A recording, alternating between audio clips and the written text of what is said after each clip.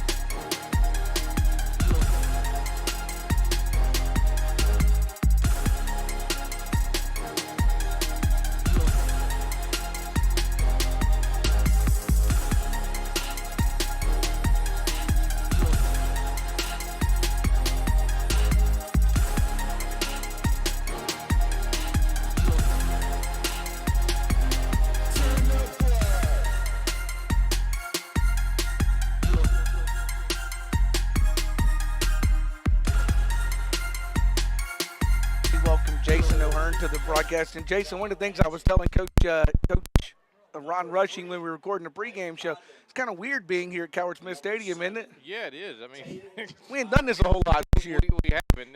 Here we are. What is it? It's game number 7, and this is our second home game. Yep. Technically, the North Pike was a home game, but it was more of a neutral site thing than it was anything else. But yeah, kind of weird to finally say 7 weeks in, and we're in week 2 of our journey here at Coward Smith Stadium at Charlie Newland Field. We get ready for football. It's the second week of 6A football, and one of the things we also talked about with Coach Ron Rushing, very emotional loss last week. For those, of course, you weren't there, you were listening to it, very emotional loss. But it's not a loss that the Pioneers could let carry over into this week, because this is when business really starts to pick up for the Pioneers. All but one game on the rest of the schedule, a 6A football game. So now's the time to put last week behind you and start playing some football, right? Right, because everything is still, it's in front of you. I mean, you still control your own destiny, because if you win out, you're at minimum the 2 seed, which means in the playoffs you get a first-round bye, and then you're going to host in the second round. So everything for Park Lane is still open. And, Park Lane's played – we were looking at the schedules just a moment ago. Park Lane's played some really good football teams. ACCS is a good football team. Absolutely. They are a 5A team. They're a really good football team. We also, of course, saw Jackson Prep. We know Jackson Prep's always a good football team, but Park Lane's been a little bit tested. They've had one 6A game over for Hartfield. That was a game at home against PCS that they lost, but that PCS game was really the only game they've been really tested in, so we really don't know what we're going to get from these Hartfield Hawks tonight, do we? No, we really don't. I mean, and for that matter, right now we don't really know what PCS has to kind of base anything off of, because we don't really know who PCS has played other than Hartfield. Yeah. So, everything. This should be a really good matchup tonight. I'm excited about it. I like the Pioneers' chances. I like the fact that we were finally at Coward Smith Stadium, and we got great weather. Yeah, football weather for a change with temperatures. We were all of us that got here early were trying to debate whether or not we would need to sleeve tonight or not. What do you think? Are we going to need to sleeve tonight? Well, you might hear in a minute, because it was still kind of warm when that sun was up. That sun has started setting off to the west there, and the temperature is starting to drop quickly. So we might be looking for some sleeves before this night's over with. Oh, by the way, Hartfield wins the toss. They'll defer to the second half, so Park Lane will get the football. Let's step aside. We're going to take a 2-minute break while they have the prayer and the national anthem. Back in 2 minutes with Pioneer Football, K106. Please bow your heads. God, thank you for this day and allowing us all to be here today. I pray for relief for the victims of Hurricane Ian and ask for protection over the players and the cheerleaders tonight. I pray for those injured on both teams that they will be recovered soon, and I pray for safe travels after the game. In Christ's name, amen.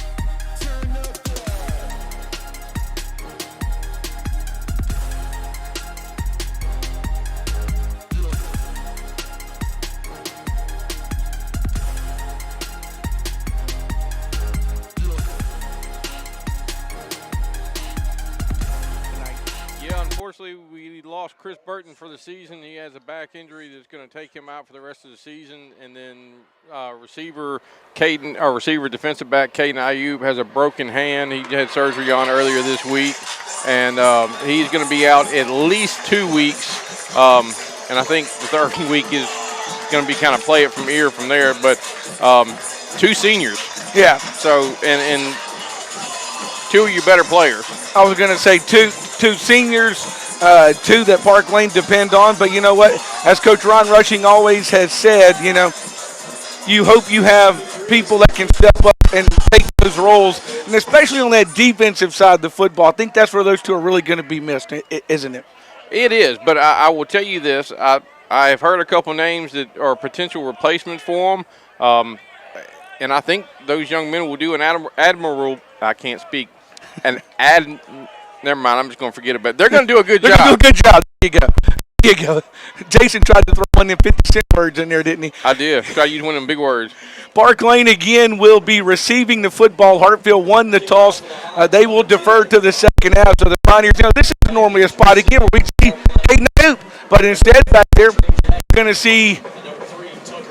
see Tucker Chapman back there in his spot. So Chapman, along with, of course, 84 Trey Jackson back there, waiting for the football from Hartfield if they decide to kick it deep. Let's see what they do. Here comes the kick from Hartfield. This one is in the air. It's right over Chapman's head into the end zone. And that's how we'll get started tonight, as Pioneers will bring it out and we will get underway. Boy, let's see if Park Lane's offense can get off to a good start tonight and kind of put the pressure on Hartfield to perform here early. I think that's kind of the key when you're playing 6A football, Jason, is to come out first. Yeah, Benji, you want to start fast, that's for sure, because if you come out kind of flat and let the other team get on top, it's hard to fight back. It doesn't matter which team you're lined up against when you get into division play. Yeah, let's see here. They say we're going to cut this down a little bit. They say we're clipping on the radio. We're going to try to see if we can do anything about that on our end or not. We'll plug that in. We'll plug that in. We got a flag we'll already? look for the best. And the flag already. Oh, okay. We got a uniform violation. I love those uniform violations. Let's see. So Park Lane will go to work at the 20-yard line with the football. I'm going to move this over here too so that we don't get in the way of that. And let's see here. Now they'll go, drops it on the Jefferson drops it. He'll pick it back up, roll to the sidelines. He'll just throw this one out of bounds. And that's going to be second down now in about 10 for the Pioneers on the incompletion. Yeah, Benji, you get an empty backfield, drop the snap back to him, and I think he was supposed to be kind of a timing play, and once he dropped it, it just kind of threw everything off. So it'll be second down, and 10. Ball will be at the 20-yard line for the Pioneers on 2nd and 10.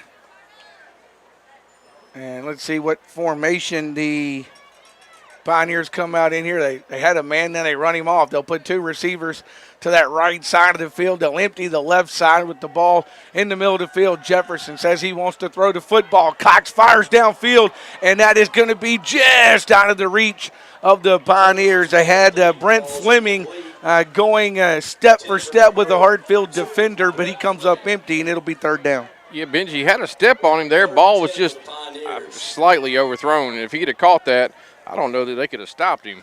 I was going to say, I think he had maybe half a step on him, but the ball was probably a step or 2 overthrown to him. So that's the situation. 3rd and 10 now for the Pioneers here, with now the 3 receivers moving over to this left side. They'll put 1 receiver to the right side. Jefferson in the shotgun, and we get a flag here. And I'm guessing maybe Hartfield. Yep. Hartfield must have lined up off sides. It was thrown by the official on this side, so Pioneers will pick up 5 yards for their trouble. Let's see if that changes the play at all. It doesn't look like they're going to stay in that same formation. So we'll have trips left, single receiver right, and a single back next to Jefferson. I think that's Pudfark in the backfield. Yeah, Pudfark beside his quarterback, but the Pioneers want to throw it. Jefferson looking all kind of time. Now he's flushed out of the pocket and brought down. Boy, Jefferson had all kind of time. He just couldn't find an open receiver, and then that gave Hartfield a chance to kind of slip in there and bring him down. Yeah, Benji, I think they wanted to throw the out route out to Blaine Reeves, but it didn't develop fast enough for him to get rid of it, and then he had to scramble, and the Hawk kind of grabbed him by the ankle and was able to trip him up.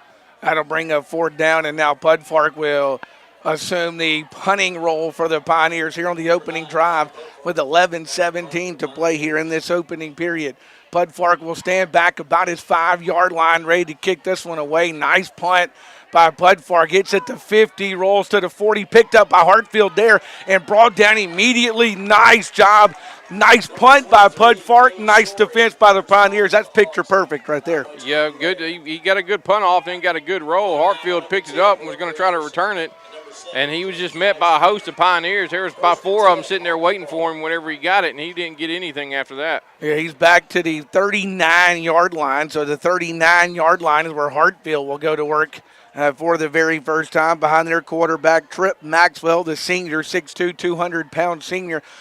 He will lead this offense out. The running back, by the way, is Reed Jesklowski, who will stand. He was more of a fullback position, but he will be in there as the running back here on the first play. They will go 2 receivers to the left. They'll go 1 to that right side with the ball on that right hash. They'll run it with Jesklowski on first down. Nice Pioneer defense to push him back. Check that one out. Up to about the 41 on forward progress and nothing more. Yeah, good job right there. 52 Walker Whiteley and 17 Zed Washington. They got a slight push, but then they kind of shut that door pretty quick and pushed him back. So gain of about 1.5 maybe. Yeah, maybe. They're going to put the ball back actually closer to that 40-yard line. So like you said, maybe a yard and a half that time. Maxwell will ask for the football, wants to throw that one complete. He'll get a first down as they will cross into the Pioneer end of the field as that one was complete to Kinsey West. The wide receiver, the sophomore, picks that one up, brings it to the 49, and picks up a Hartfield first down.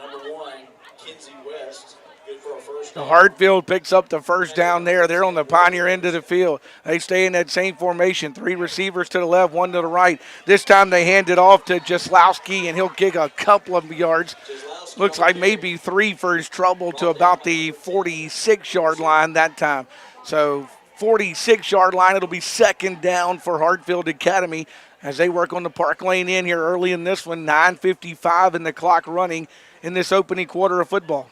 Yeah, 81 got a hand on him. I don't have an 81 on the roster, but I'm going to say he probably used to wear 62 in Camp Lot.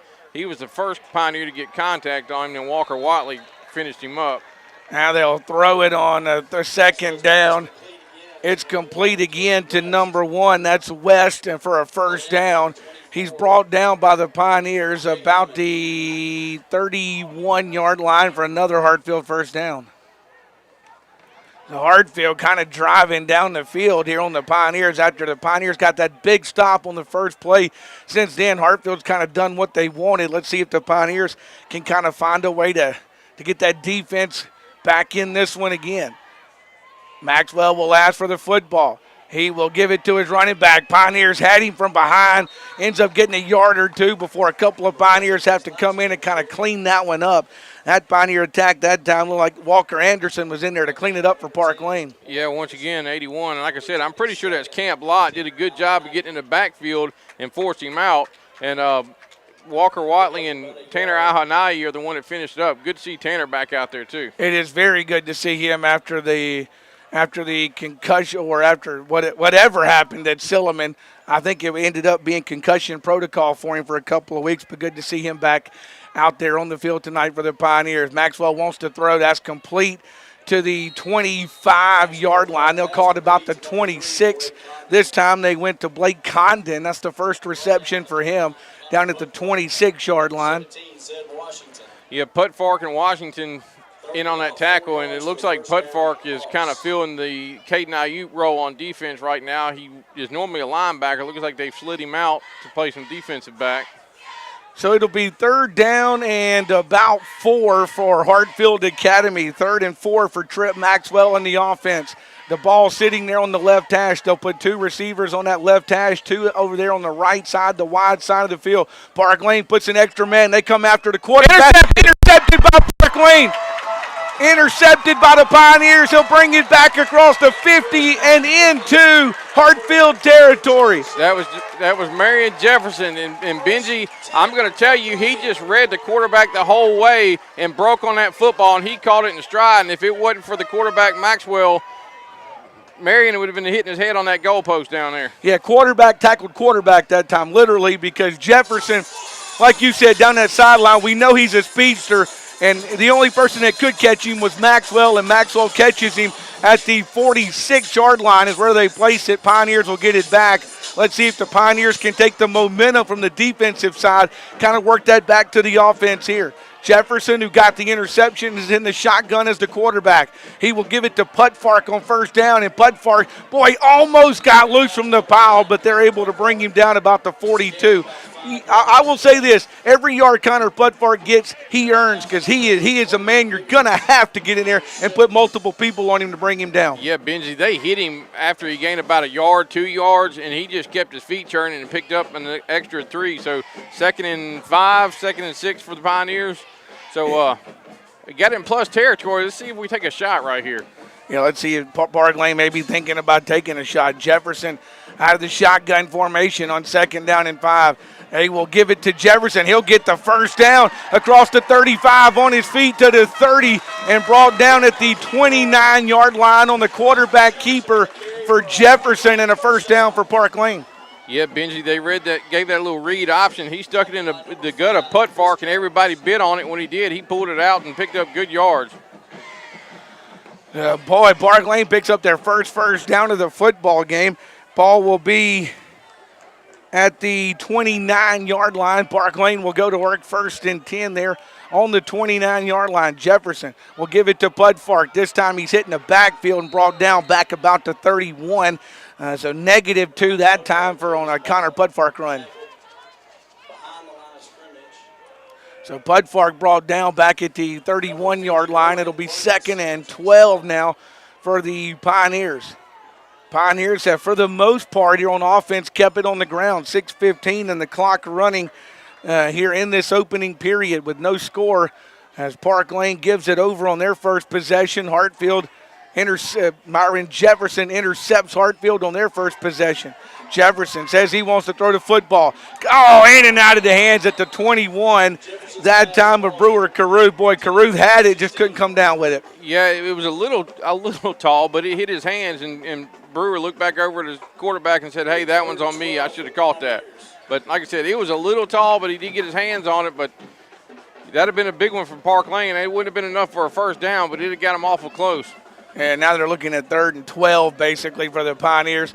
So 3rd and 12 for Park Lane. They will put double receivers to that right side. They'll put one over here on the left with the running back beside the quarterback, and Jefferson takes off on the quarterback keeper, and he'll take it to about the 26, which will not be enough for a first down. That's going to bring up 4th down, and now it's decision time for the Pioneers. Kind of no man's land. I expect to keep the offense out there, and that's exactly what they're going to do. So don't be surprised if you get a hard count right here, too. See if Hartfield will give you a free 5. Yeah, you're about, 7, but you'd much rather play 4 and 2, wouldn't you? Yeah. 4th and 2. So let's see what Park Lane does. Jefferson, got him to jump. Got him to jump, and Park Lane's going to get 5. Second pre-snap penalty against Hartfield. That's 2 for 10 in the football game. They'll bring it to the 21 instead of 4th and 7. Make it 4th and 2 down at the 21-yard line. So Park Lane gets a free 5. Now the Pioneers want to make a substitution. They're trying to get Washington on for the offensive side of that football. Yeah, kind of going in a heavy package. They put one receiver to the left, one to the right. Empty backfield for Jefferson. It's a quarterback First keeper. Down. He's hit. Ball popped loose, but I don't know. Let's see. He stuck it out. That's he a first stuck down. it out there. They will say, ooh, I think they're going to probably measure it. Hartfield seems to think they didn't get it. The Hartfield coach is down there looking at it. They want to measure it. He stuck it out there. They gave him, it's between the 20 and the 19. What do you think? Benji, he got to the 20, and that's where he got hit. And when he spun, he stuck his arm out. That marker on the other side was just barely on the other side of the 20. So that should be a first down. They will spread the chain out, and he didn't get it. By half an inch, he does not get the first down, and it will be Hartfield football, and the Pioneers at the 20-yard line will turn it over on downs. 4:59 to play in the opening period. They'll turn it over on downs. Boy, literally by the nose of the football, the Pioneers can't get the first down that time. Benji, I know I wear Pioneer red glasses. I don't think that was a very good spot. It was marked by the official who came running in. The official that head linesman over there was the guy who came running in and marked the football. But, boy, by inches, the Pioneers don't get it. Hartfield goes back to work on the offensive side now. 1st and 10 for Mr. Maxwell on the offense. He'll throw it on first down, and they'll bring him out of bounds at the 29-yard line. So they'll get about 9 on first down and set up second down and about 1 now for Hartfield with 4:52 to play in the opening period and still no score in the football game here at Coward Smith Stadium, Charlie Newland Field on the Park Lane campus. One thing about it, Maxwell throwing the football. It's got his receiver for a 9-yard catch that time. By the way, it was Biggers that time who caught the football for Hartfield.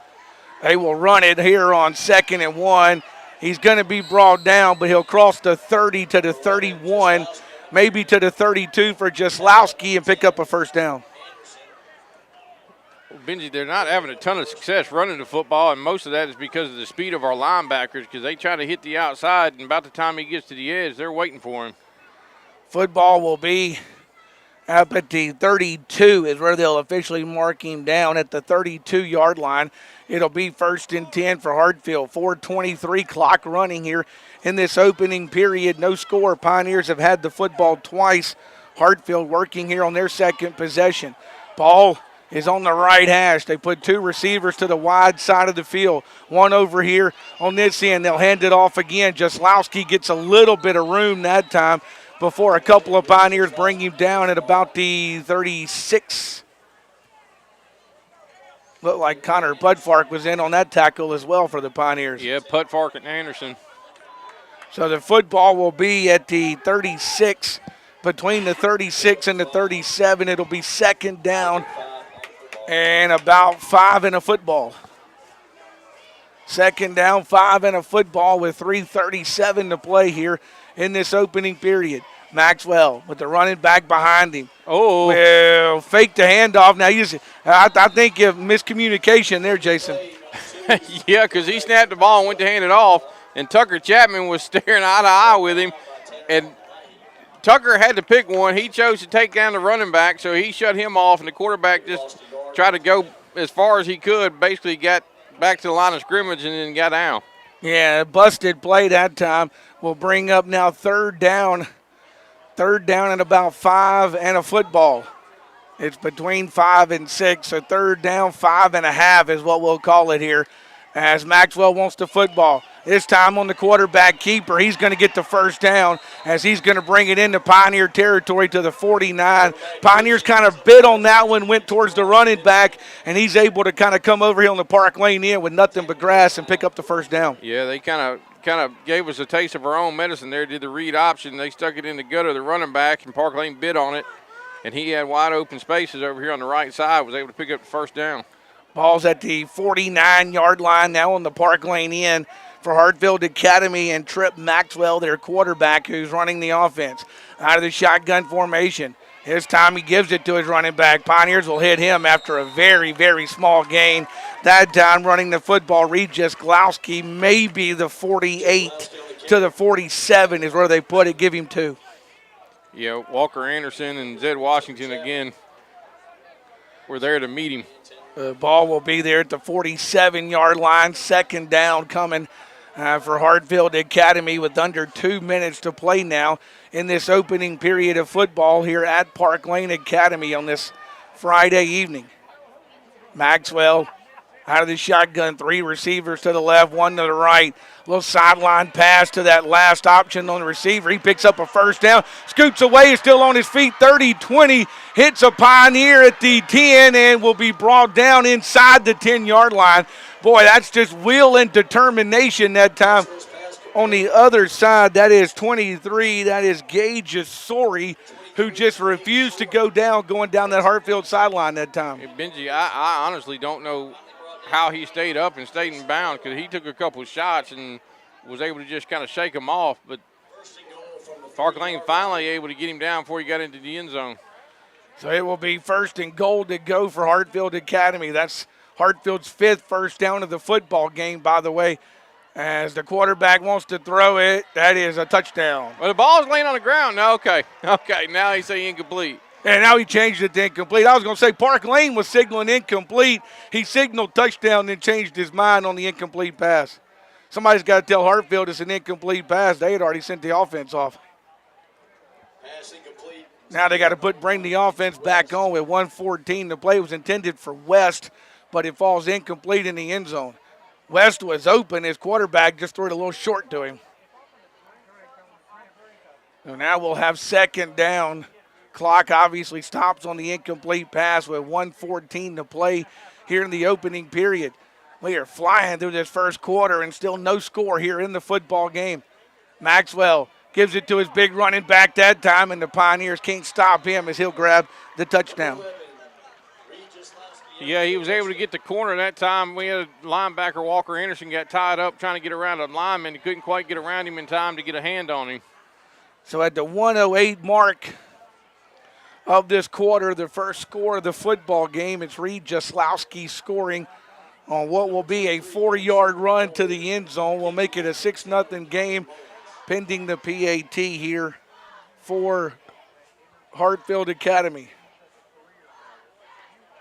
Here's the PAT. That one is up, and that one's good. And it will make it a 7-0 game. Hartfield leading at 7-0. 1:08 to play in the first quarter. We'll step aside for a 30-second break. Back in 30 seconds with Pioneer Football on K106.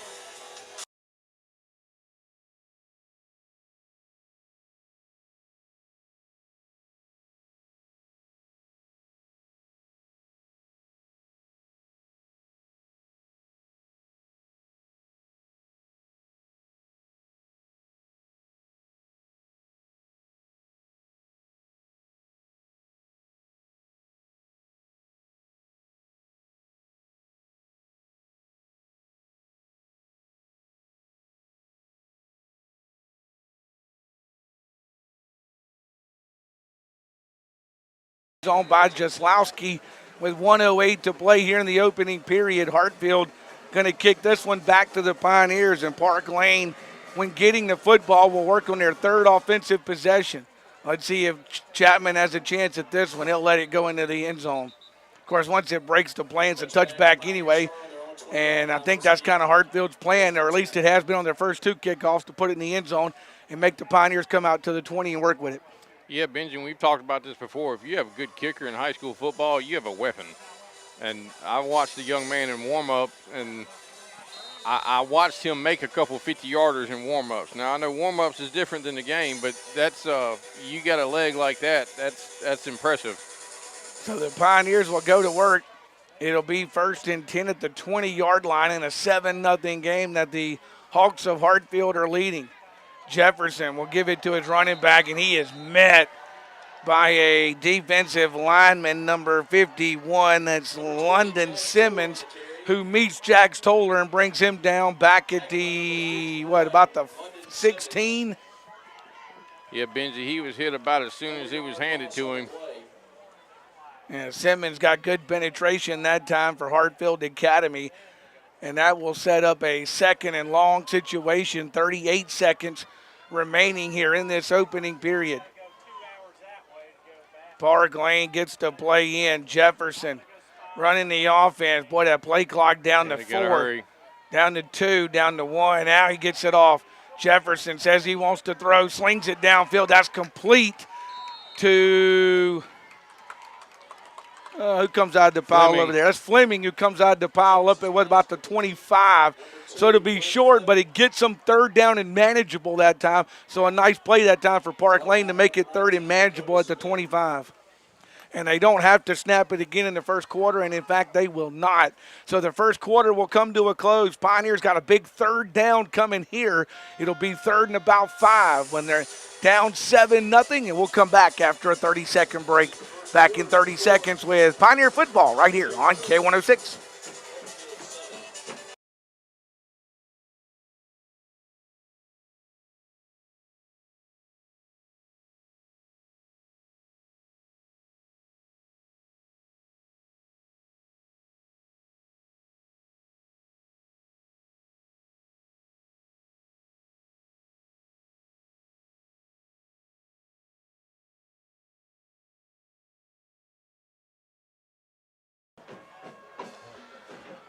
Well, back here at Park Lane Academy, we played a quarter at 7-0. Hartfield Academy, Park Lane with a big third down coming here, a 3rd and 5 with the ball at the Park Lane 25-yard line, trying to hang on to possession of this football here in the early moments of this one. Yeah, Benji, we've got them to jump twice on a hard count. Let's see if we can get them to do that again, pick up a free 5. You know, Jefferson's got that in his mind. Jefferson will snap it this time. Goes to the corner. He's got to get rid of the football. He's back there, and he's under pressure and brought down. Boy, you knew when he took that second double clutch of the football that trouble was coming, and trouble came, and he's brought down back at the 15-yard line on the quarterback sack, and now Park Lane pretty much no option but to punt this one away. Yeah, Benji, most time once you get that first pump fake, you don't have a second one. It's pump fake, and then if it ain't there, you throw it away. Instead, Jefferson takes the quarterback sack back at the 15. So Pudfark will stand back inside his 5-yard line at about the 3 to boot this one away. Let's see if Pudfark can do it again. The call for a fair catch at the 47-yard line. So he puts him back around midfield. So not the worst punt in the world. And we'll see if the Pioneer defense can come up with a stop here. The punt with 11:14 to play here in the second quarter for Park Lane will give Hawks the football. The bad side is that 47 is the Pioneer 47, not the Hartfield 47 where they go to work. Yeah, defense stepped up big for us once, got a turnover. Let's see if we can't do that again. Hartfield looks to their sideline to get the play. Trip Maxwell, their quarterback, with the running back beside him. We'll put 2 receivers to the left, 2 to the right. Ball's over here on the left hash. He will keep it on a quarterback sneak, and he'll bring it up to the 40-yard line on the quarterback keeper. So he picks up about 7 that time for his Hartfield Hawks. And it'll be second down and about 3 for the Hartfield Hawks. You know, Watley and Putfark came in able to make that tackle, but right now they're taking advantage of Park Lane biting on that read option. Now they want to go to the air. Goes to the air, throws it up, and that's incomplete. Broken up by 85, Marcus Briggs. Came over from a safety spot, and good job breaking that pass up. We got flags back here at the line of scrimmage. They're looking for the head coach of the Pioneers, so it's obviously against Hartfield. Coach Rushing's over on the sideline talking to his bench. Now they say what it's holding. Do they take the penalty or not? I think they're going to take this one. It's instead of second down, the spot is back at that flag's back at the 46. I didn't see where they actually marked it off, but they are going to have it at the 49. Second and, 13? Third penalty for 20 yards. Yeah, the original line of scrimmage was the 47. It's back at the 49 on the Hartfield end, so they'll replay second down. Pioneers almost had to take that penalty, and that's what they do. Empty backfield this time for Maxwell. He wants to throw the football, puts it in the air. Flags are flying. That one's incomplete. Yeah, we're either going to get a hold or a pass interference. It's probably going to be a hold on Carew. Yeah, it looks like that's what he's signaling, holding against Park Lane. It's a hold against the Pioneers, so a hold against Caruth is going to mean that we're going to basically bring it back to where it originally where the original hold happened against Hartfield and play second down again. Yeah, it's not an automatic first down. First penalty of the football game against Park Lane, so second down at the 41-yard line is where they end up moving the football back to. So that's about where they started originally on second down. So let's see what the Hawks decide to do. They've gone to the air a couple of times, but have not been able to find a receiver once via penalty, the other times by an overthrown ball. They'll keep it on the ground. Jaslowski will get the first down as he will be brought down by the Pioneers at the 36. Once again, a host of Pioneers bringing him down. Briggs and Washington and Al-Hanai was in there. There was a whole bunch of red jerseys around that one. 7 first downs for the Hawks. The ball at the 36-yard line, 10-14 on the clock running here in the second quarter. It's a 7-0 Hawks game as Hartfield is beating Park Lane here at Coward Smith Stadium, Charlie Newland Field this evening. Quarterback this time wants to roll. Now he's going to take off. Boy, he finds a hole, and he's finally brought down at the 25 by the Pioneers. Somehow Mr. Maxwell kind of found him a good, decent hole that time to the 25. Well, Benji, you got a hold because Hartfield got away with a hold on Connor Putfark because he came in to shut off the hole, and they had a handful of jersey, but no yellow flags on the field. So the ball will be 1st and 10 at the 25-yard line, 9:39 as that clock continues to run here in the second quarter as Hartfield. This drive started back at the Park Lane 47. It's now the Park Lane 25, the line of scrimmage. Maxwell wants to throw. Putfark in pod pursuit. He gets it off on a sideline pass to Jaslowski, and he'll come right to the first down marker, and I think probably pick up the first down on a sideline pass. The big running back just moving down that sideline picks up 10. Yeah, Benji, Hartfield, I think, guessed right on that one because Putfark was coming on that corner blitz, and if they'd have come this way with it, he'd have probably hurt somebody. He's just shy of a first down. It's 2nd and inches is what they will officially call it. 2nd down, less than a yard for Hartfield Academy.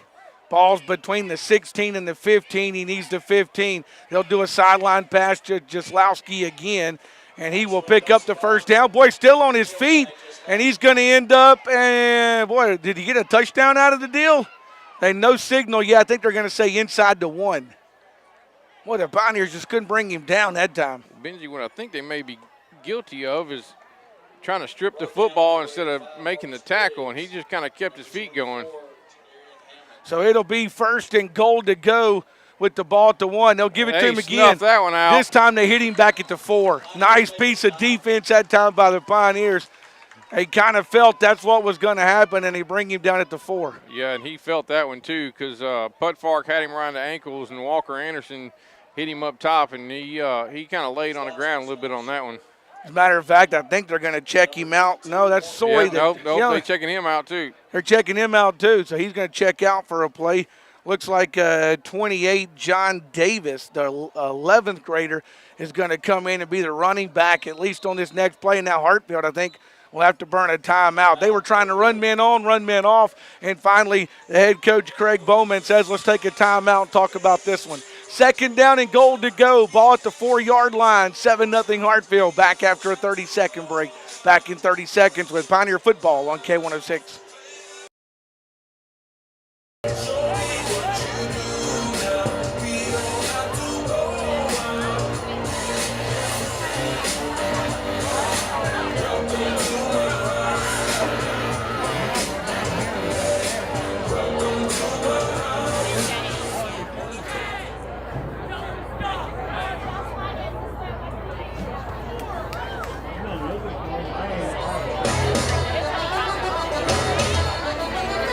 Well, Coach Robert Young's got his defense huddled up over there. He's looking for some kind of big stop here. You don't want to go down 2 touchdowns in this first half of the football game, but that's what Hartfield's trying to do with the football at the Park Lane 4, 2nd down, goal to go.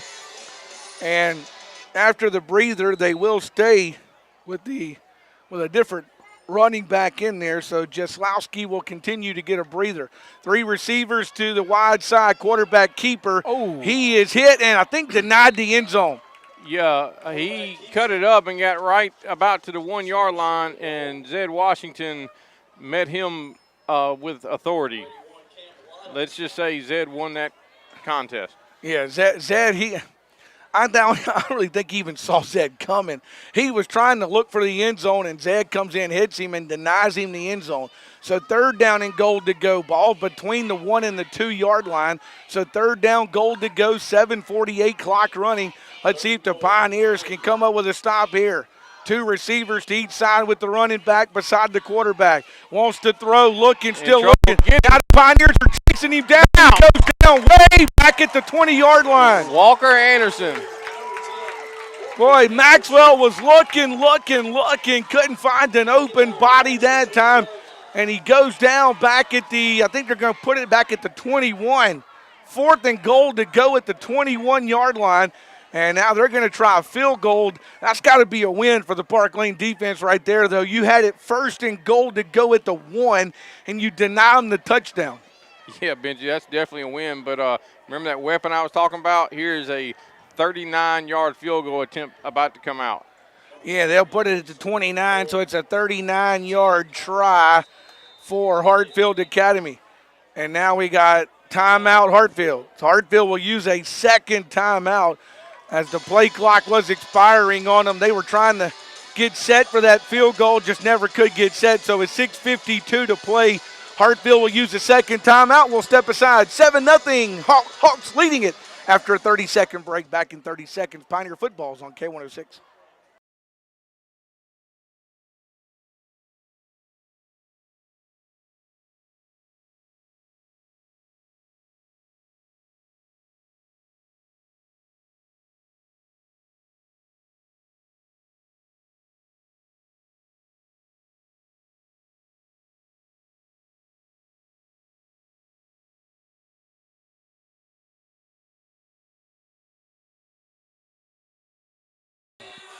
Well, here we go. Hartfield, after using their second timeout, has the right personnel on the field. 39-yard field goal try. The snap is good. The kick is up, and the kick, good.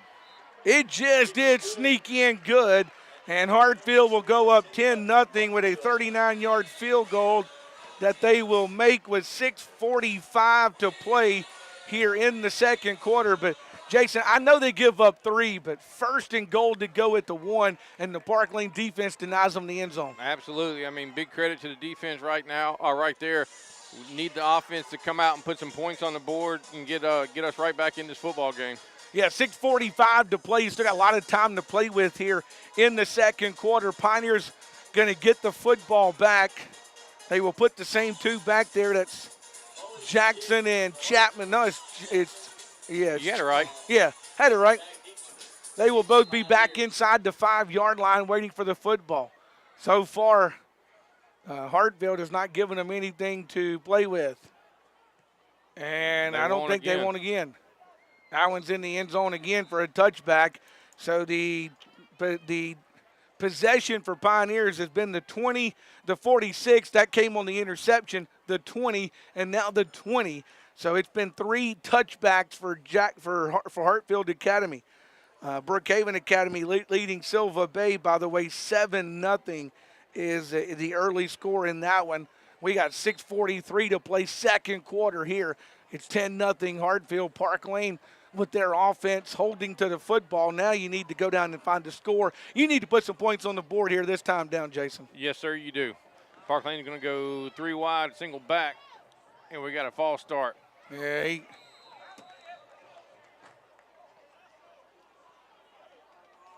false start will back the Pioneers up 5 yards. Second penalty for 15, so it'll be 1st and 15 at the 15-yard line.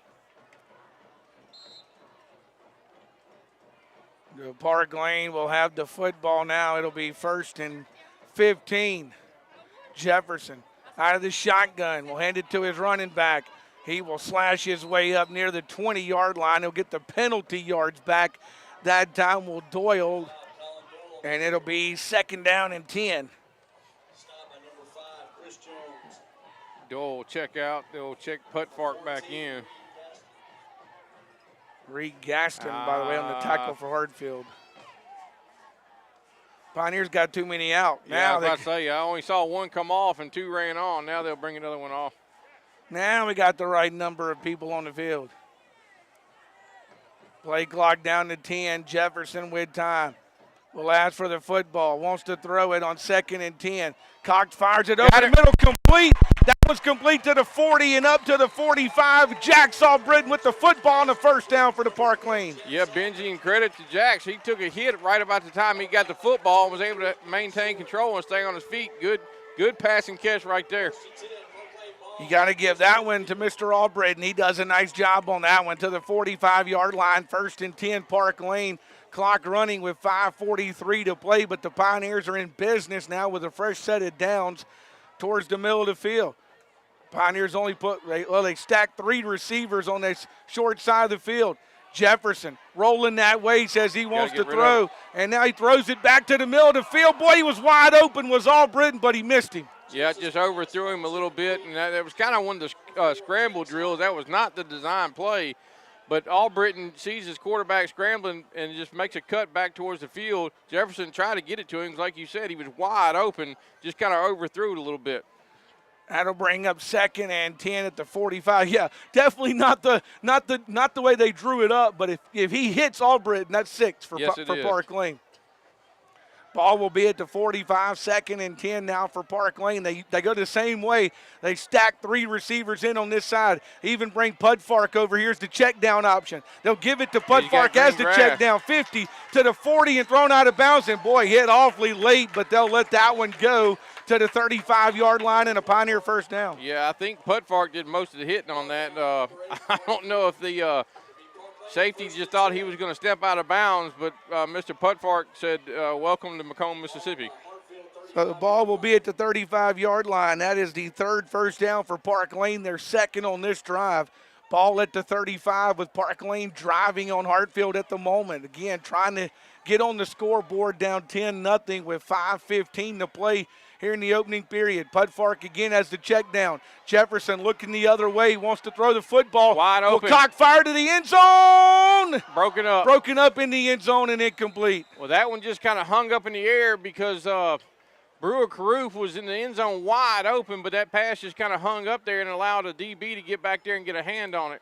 Yeah, the old saying, it stayed in the air too long. It did. That time is going to bring up a incomplete pass. It'll be 2nd down at the 35-yard line. I like how they're using, when he's throwing the ball, though, I like how they're using Pudfark as kind of the check down option. He'll kind of go out there at the sideline, just kind of stand there and say, hey, I'm here if you want to give it to me, like the Pioneers did 2 plays ago to pick up a first down. Yeah, Benji, they're in the same formation. They're on the near side of the field, got a single receiver closest to the Park Lane sideline, which is just, now we got a timeout, Park Lane, but they had a single receiver short side of the field, and they had them stacked close to the line, stacked close to the line on the far side. So basically from the other hash to the other sideline, there's nobody over there. And if you get those 3 stacks running down the field and Pudfark runs out in that flat, there's a lot of open grass over there. And that's exactly what he did last time when we went to the end zone for Brewer Caruth. So we'll see if Park Lane stays in that formation. Park Lane uses the timeout. It's the first timeout used by the Pioneers in this 10-0 football game. By the way, Pioneers back out of 6A action next week. It's a trip to Franklinton, Louisiana to take on Bowling Green School. That's the last non-6A football game for the Pioneers next Friday night. They come home after that. It will be homecoming with PCS. And then on the road to MRA before we come back for Jackson Academy to close out the regular season. Same formation, different running back. Boy, Jefferson has all kind of time. Throws it over the middle, and it's intercepted back inside the 5. And the Pioneers will just throw him out of bounds about the 10. Yeah, 15-yard line, I'm sorry. He was trying to hit Trey Jackson, and unfortunately on that one he underthrew it, and Hartfield was able to pick it off. Jackson did a good job of making a tackle, but yeah, just kind of underthrew that one. He'd been guilty of overthrows on a couple tonight, and he just underthrew that one. And now it's right back in the hands of Hartfield Academy in a 10-0 game. Boy, the bad part is Park Lane not getting points as they turn it over to Hartfield Academy. And now once again that Park Lane defense will have to try to come out and answer here with 4:52. Now, Hartfield playing with only 1 timeout, but like I said, still plenty of time to play with here with 4:52 in this quarter. Empty backfield. Mr. Maxwell wants to throw. Throws it to Jaslowski on the check he were using him as an extra receiver, but there is a flag down. It's in the backfield. Yep. That's probably holding. I'm pretty sure it is. Yeah, that's exactly what it's going to be. I thought I saw the hold there. Jefferson made the tackle on him, but that one's going to come back. 4 penalties, 30 yards now against Hartfield Academy. As that one will come back on the hold, it'll be first and, first and about 20, I think. Where are they going to? The flag is sitting on the 15-yard line. And now they're going to figure out where to go to mark it. They held Tanner Alhanai. He had found a hole and was coming after the quarterback, and all they could do was just grab him to try to keep him out of there, and referees saw that one. They say they put the ball at the 10-yard line. They're still trying to figure out if that's where it should go or not, as the officials continue to talk about where the hold took place. Now they seem satisfied with the 10-yard line. Nope, they moved it back. Moved it back a little more. That's about the 8. Moved it back to about the 8. So that's where they want it. So the officials say let's put it back at the 8-yard line. First down and long situation for Hartfield. Quarterback stands in the shotgun at about his 2.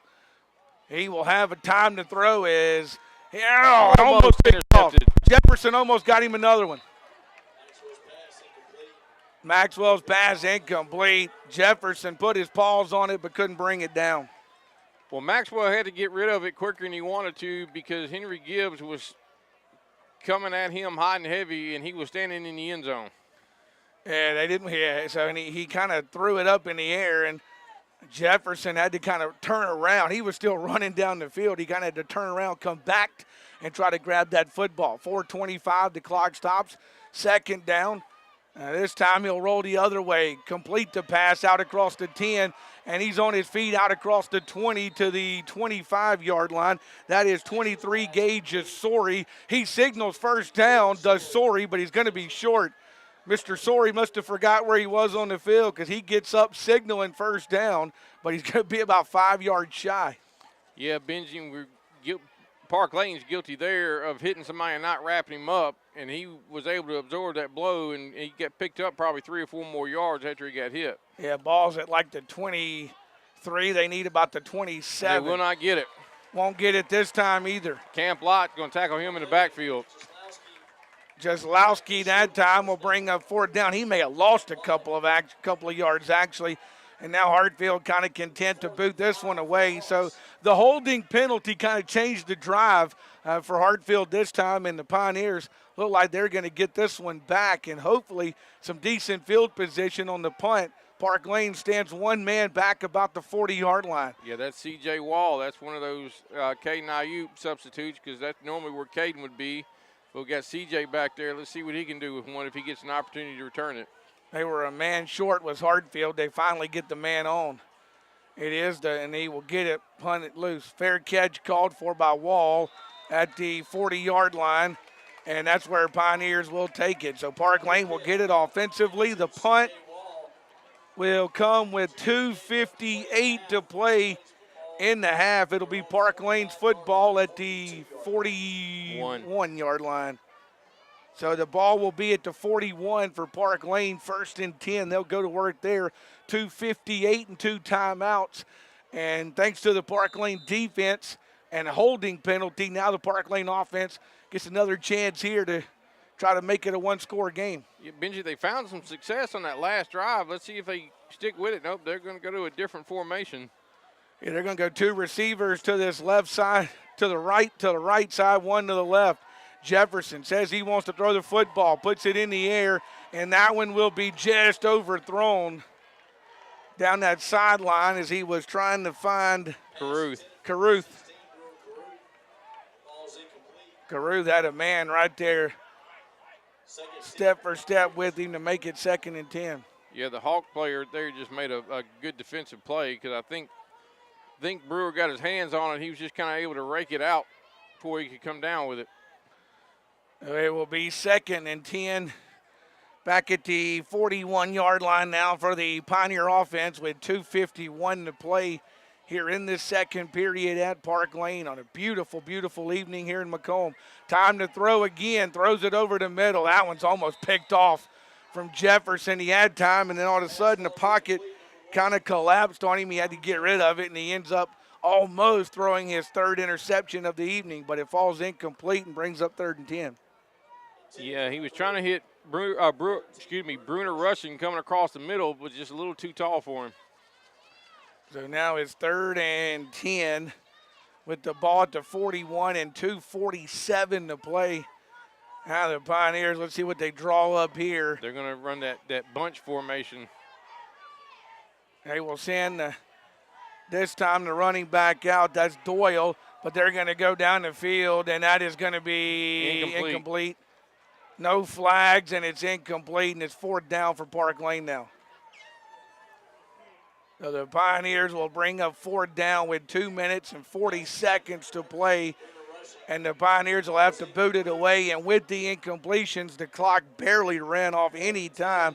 They got it at 2:58. They turn it over with 2:40 to play, so incomplete passes. Pioneers didn't run much off the clock, and they give Hartfield an opportunity here with about 2:40 to go. They will put 2 back at the 30-yard line will Hartfield. Pudfark will boot it away for Park Lane.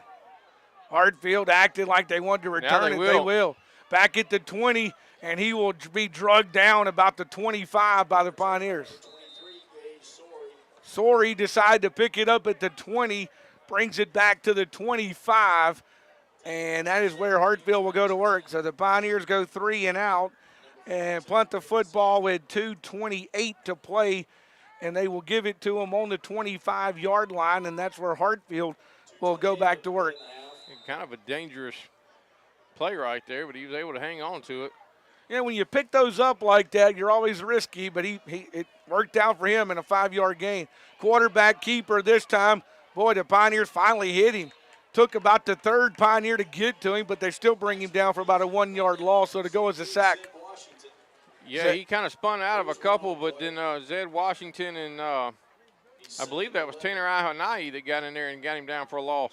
Ball back at the 24 for a loss of 1, 2nd and 11 with 2:03 to play here in this second quarter. Jeslowski will be the man behind this quarterback this time. They'll go 3 wide to their left, 1 to the right. Gives it to the Jeslowski, and he goes to the 26 with it. Al-Hanai drug him down from behind. He may have picked up a couple, but it wasn't much. So now it's 3rd and 10. Pioneers could come up with a stop here. Let's see if they can maybe force a 3 and out for Hartfield. Hartfield's going to take it there. Is that their quarterback going off? No, that's number 11. I'm sorry. That is number 11. That's Jeslowski going off the field. They'll bring the shorter back in. He wants to throw it this time. No, rolling, still rolling, still rolling. Hit from behind. Intercepted. Dave Washington. Washington, this is classic. He tips it in the air to himself. Yes. Heck of a play. So Washington with the INT that time. And just a good job of staying. You talk about eye discipline in football. That was a tremendous example of that because he just kept sliding and sliding and watching the quarterback. And when he cut it loose, he was there to cut it off. Yeah. He had to kind of rush his throw. There was a Pioneer coming from behind to try to come after the quarterback, so he rushed his throw.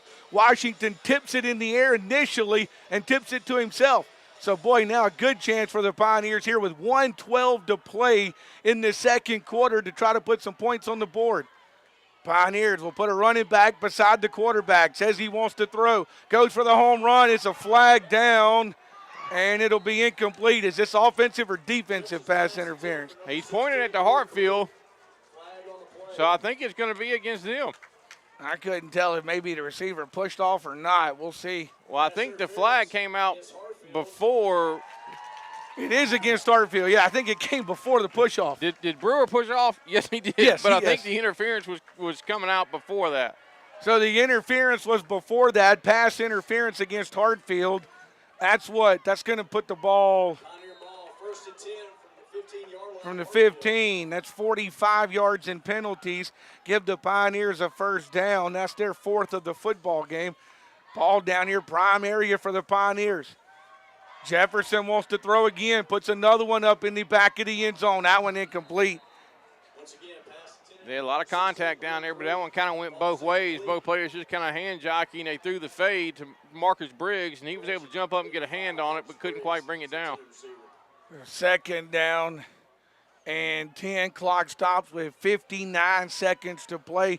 Remember, Hartfield gets the ball to start the second half, so this is a prime spot for the Pioneers to really try to put some points on the board right here and go to the locker room maybe down 1 score, maybe 3. That would be great. Jefferson to the end zone, just overthrew him that time. Yeah, just kind of airmailed that Leggett one. was open that time, but he overthrew him. Well, he was actually trying to get it to Caruth. Yeah, it was Brewer Caruth. McCombs leading South Pike 13-0. That score just came across the wire as well. So now 3rd and 10 after the incompletion. You know, Pioneers haven't ran the football. I know it's 3rd and 10, but haven't ran the football. They've been pretty much strictly sticking with the pass, and they're going to go 2 receivers to each side here. I think Jefferson's probably going to throw it again. He tried the hard count that time, see if he can sneak 5 out of a penalty, but Hartfield stays home with 55 seconds to play. Now the Pioneers will We got a flag. What's the flag They about? called a delay of game? It still had 10 seconds. I think they're going to wave this one off. I think the official is going to come in and wave this one off. The guy from the side, I think, should probably do the right thing and wave it off. Well, Ron Rushing said I called a timeout. Oh, is that what it is? They stopped it because he called timeout. So, yeah, it'll be a timeout, no delay game penalty. But I just looked at the clock play had 10 on it. Play clock had 10. I'm not sure what that was. The play clock had 10. Rushing did call a timeout. Delay of game will be erased. It'll be a Park Lane timeout. And with 55 seconds to play, 10-0, we'll come back after 30 seconds. Back in 30 seconds. Pioneer football on K106.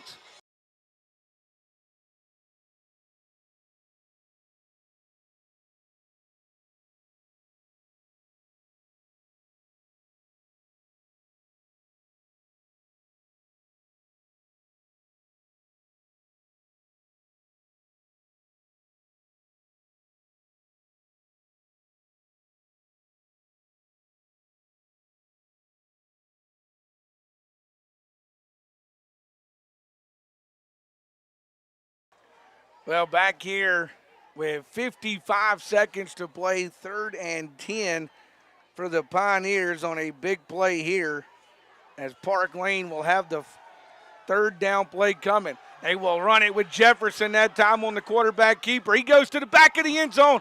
Oh, and one receiver jumped in front of the other one. I think if he'd have let it go, it may would have been 6. Yeah, Fleming was the man on the front line who got hands on it, but I think Albritton was in the back wide open. yeah.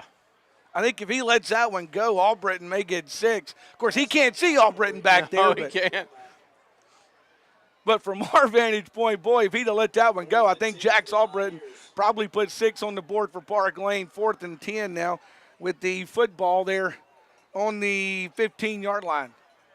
So 4th down from the 15 with 46 seconds.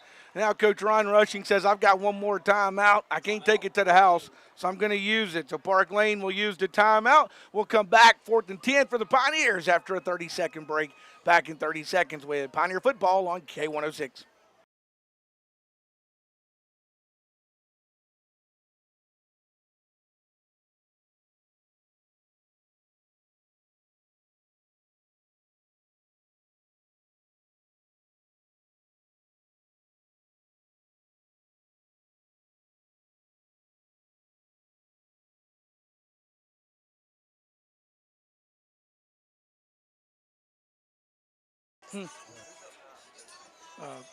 Huddle and the coaches.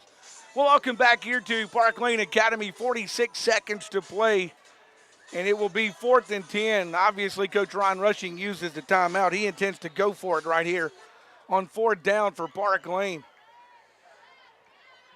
See what they draw up. Pioneers want to move, put a man in motion.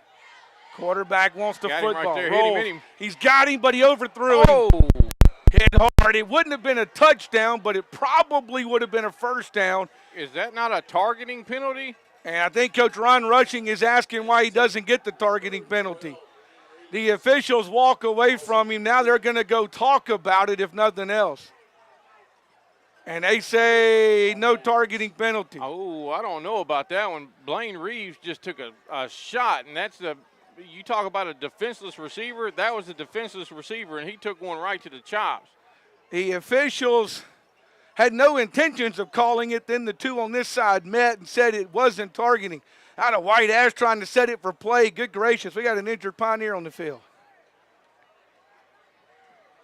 They're going to come back and give Coach Ron. They're not going to give Coach Ron Rushing an explanation. No, but he's going to give them an explanation. I can promise you that. I love it. The White Hat's trying to set the ball for a play, and we got an injured Pioneer on the field. He never looked that way. He just wanted to mark it for play and give it back to Hartfield with 40 seconds. Hartfield wants to run it. Pioneers will bring Jaslowski down at about the 17-yard line. Al Hanai led the charge there for Park Lane. Punt came with 47 seconds, by the way. They got the football on the 17. What does he get to? About the 20? Yeah, he gets to about the 20, so call it second down right there. 13 seconds, and Hartfield doesn't appear to be in any hurry here, as this may be the last play. Quarterback wants to throw it, and it's incomplete. So now they'll get 4 more seconds. The screen pass falls incomplete. It will be third down. Coach Rushing still got them hands on the hips. He's still not real happy about the non-targeting call a few moments ago. I personally think he's got every right to not be happy after that one. 2 officials on this side talking about it. While they're talking about it, he's being attended to by medical staff. The best part of it was the man with the white hat went to the middle of the field, marked it ready for play, and wanted to play football with the trainer on the field. Good gracious. All right, here we go. 4 seconds to play. The screen pass on the incompletion gives Hartfield one more play at it. They'll bleed it down to 1. They still haven't snapped it unless they call timeout. It's delay a game. It is delay a game against Hartfield. Hartfield coaches did not use their final timeout. Now they're saying maybe they did. Let's see if they did. They want Coach Rushing because they want to know if he wants to know if he wants to run off. If he takes the run off, the half is over with. And he's going to the locker room, so obviously he's going to take the runoff. Or now he stops. Hartfield's trying to maybe say that they called a timeout, but no official come running into the white hat to say he did. So now we got a long discussion here with 4 seconds to play. As the official with the white hats over talking to head coach Craig Bowman of Hartfield Academy. They will mark it off 5 yards on the delay of game penalty. Now the officials are still going to talk. The call was delay a game against Hartfield. I don't. They're still talking to head coach. They're still talking to the Hartfield coach. This should be the last play of the first half. I think the Hartfield coach. They wind it. Now they wind it, and it's over. Hartfield was trying to plead his case for not having the runoff, but they finally do say, let's run the clock and go to the locker room. So that'll do it. We go to the locker room 10-0 in favor of Hartfield Academy. We'll come back in 2 minutes. Get the halftime show rolling here on K106 with Pioneer Football.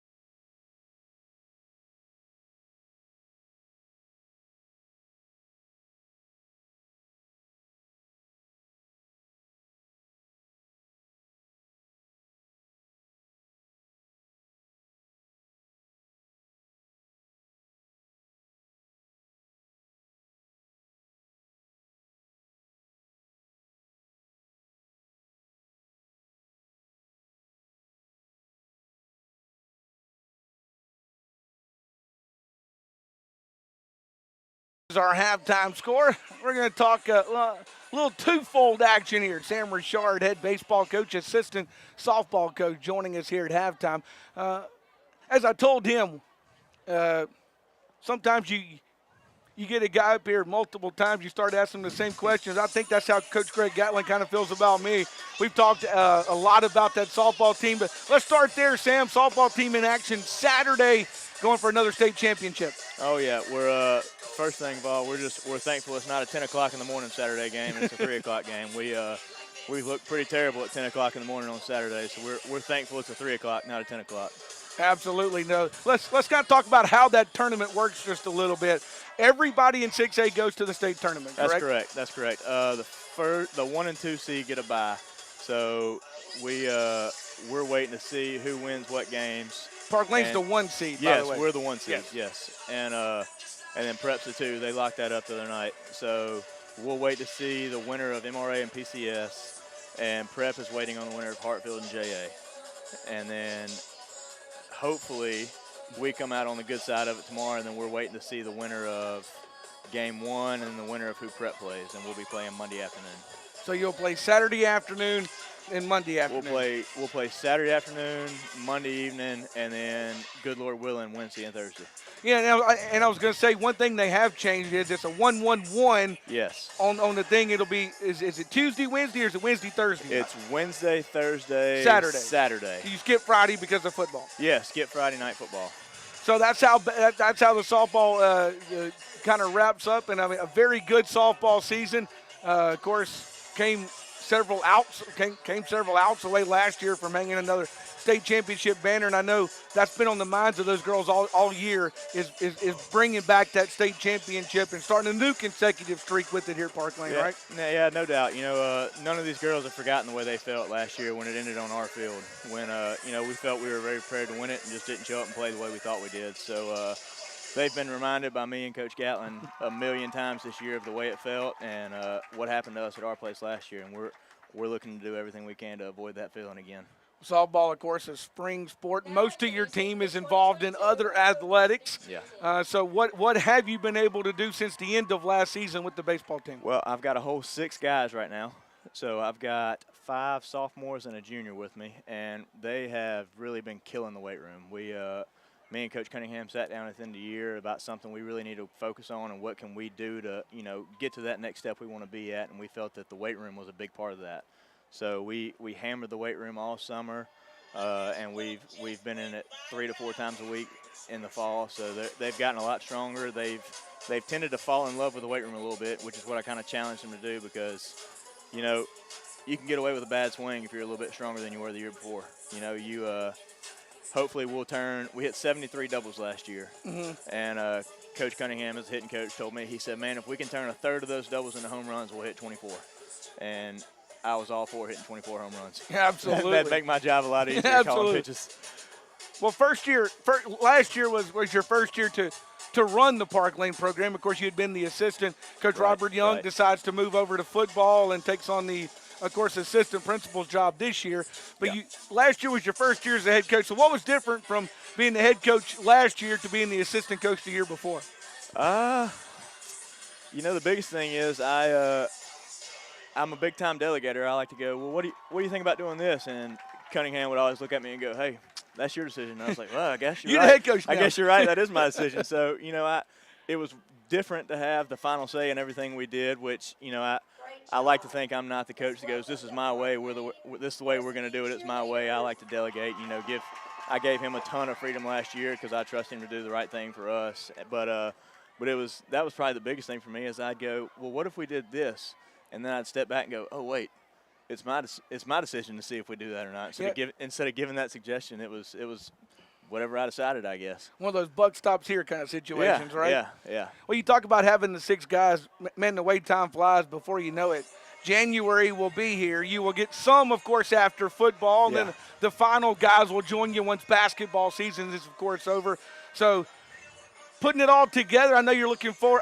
I know right now your focus is on softball, but you got to be kind of in the back of your mind kind of looking forward to spring, don't you? Yeah, and the way me and Greg operate, we're very intense and into it. So it's been a little difficult for me to focus on baseball because we're so far into what we're trying to do right now with softball. But, you know, of course, I've written 100 lineups and 50 places on defense and who can do what. So, you know, I've done some more mental stuff than I have physical stuff for next year. But, you know, I like where we're at. We got a bunch of young guys coming up. I was going to say, if I remember correctly, trying to remember back to the Park Lane baseball season, you were pretty young last year, weren't you? Yeah, and you know, it almost seems like that's the case every year. For some reason, we seem young every year, which I guess is a good thing because, you know, that says a lot about what the future could hold. But, you know, I'm really excited about this sophomore class. I called 4 of them up last year from that junior high program to be on the JV team because I felt that they were capable of it. And there were some more down there that were capable to play up, but the needs weren't there for them to be up with us. So, you know, a lot of young guys, a lot of returners, though, at the same time. You know, it's kind of a good mix that we're going to have a few guys, veterans, Caden Ihoop, who's a veteran, Blaine Reeves, another senior coming back, who hopefully is good at halftime after the hit he just took. But, you know, that's another tough part of being a baseball coach is coming to football games. You watch a baseball player get taken out on a rough hit, and all you can do is think about hopefully he's okay for baseball season. Or Caden Ihoop call you as he's coming out of surgery, saying, Yeah. Coach, I think I'll be good. I think I'll be good. Yeah, I shot him a text after his surgery the other night, and he didn't even text me back, just picked up the phone and called me, so that makes you feel good. But everything's good with him. Absolutely. Well, Park Lane, like I said, right now at softball state championship games, again, will begin tomorrow. And like you said, the good news is Park Lane doesn't get the 10 a.m. Game tomorrow. Yes. We'll kind of wait the winner at 3. Now, all the games this weekend, today and tomorrow and Monday, being played neutral site. Those are being played. I think every classification is at the same place, aren't they? Yes. All the private school games will be at the McGee Sports Park over in McGee, and then we'll play the finals, or hoping we make it to the finals. We'll home play away home, right? Home away home, yes. So everything is neutral until you get to the finals. Well, good luck to the Lady Pioneers softball team. Like you said, this weekend it all kind of gets started, and that's a very, very talented softball team. If you haven't come out to see them yet, number one, you're running out of time. You need to definitely see those. Time's running out. See those young ladies play. They've got some sister pitchers that I compare to Greg and Guy Gatlin. Oh yeah, I mean, they are very competitive. I was sure to listen to the Guy and Greg comparison. Don't worry, I reminded him that he was compared to Guy over the radio. Yes, he was compared to Guy because he said they remind me a lot of my brother. I'm like, yeah, you and Guy used to compete like that, huh? Well, me and Greg have that in common. I'm also a little brother, so we compete with the big brothers often, so it's fun to watch the sisters compete. And man, the girls have been getting after it. They're ready to go get back what they think they deserve. Absolutely. Well, they need to go get it this weekend. It all starts Saturday over at the McGee Sports Complex with the women in action. And of course, like you said, after that, you'll blink Thanksgiving, you'll blink Christmas, you'll blink New Year's, and then when you come back to school after that Christmas break, you'll get on that baseball field and get ready to go. Yep, we'll be here in no time. Be here in no time. Coach Sam Richard joining us. He's talking baseball and softball with us here at the half, and he's, by the way, regretting not wearing pants because it got chilly tonight. Little chilly. Feels like baseball weather tonight, doesn't it? That's right, yeah. We might as well throw a pitch tonight. I mean, it really feels like it ought to be baseball weather because, as I've always said, anybody that knows these sports, you play football when it's 95 degrees and you play baseball when it's 45 degrees. Oh, yeah. I told the wife before I left the house tonight, I really wish I could wear a hoodie. I wish it was going to be cold enough for a hoodie, and I talked myself right out of it. Now you're wishing you had that hoodie. I did. Coach Sam Richard joining us. Thanks so much for your time. We appreciate it. 10-0 is our halftime score. We'll come back, take a look at the first half numbers after a 2-minute break. Back in 2 minutes with the Park Lane halftime report right here on K106. All right.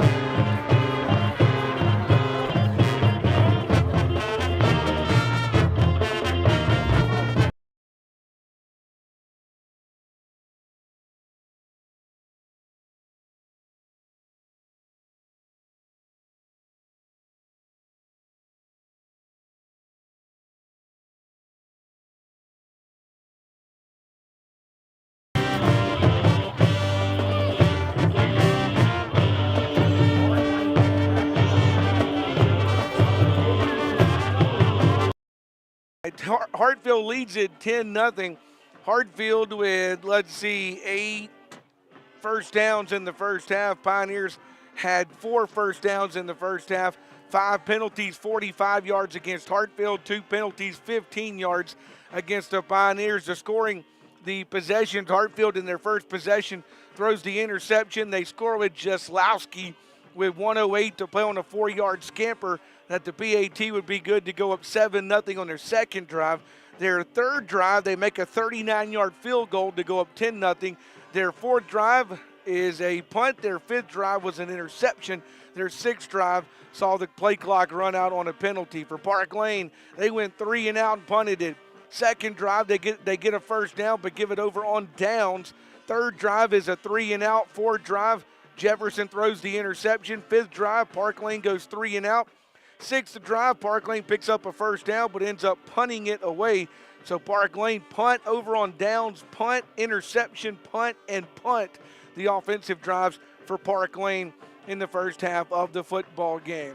10-0 is our score as the halftime show is wrapping up. Some quick scores right quick for you before we slide one more break in. Boca Chitta leads West Lincoln 28-0.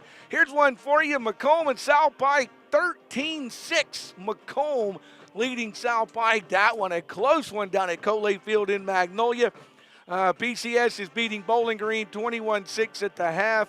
It's Brookhaven 15, Silva Bay, that game at the half as well. That's a few scores, and North Pike and Lanier, hadn't heard a score there, but North Pike, of course, playing Lanier up at John A. Hurst Stadium, Monroe McKelvin Field tonight. Let's slide a 60-second break in. We'll come back, get some quick thoughts on the second half, and get you ready for football back in 60 seconds with Pioneer Football right here on K106.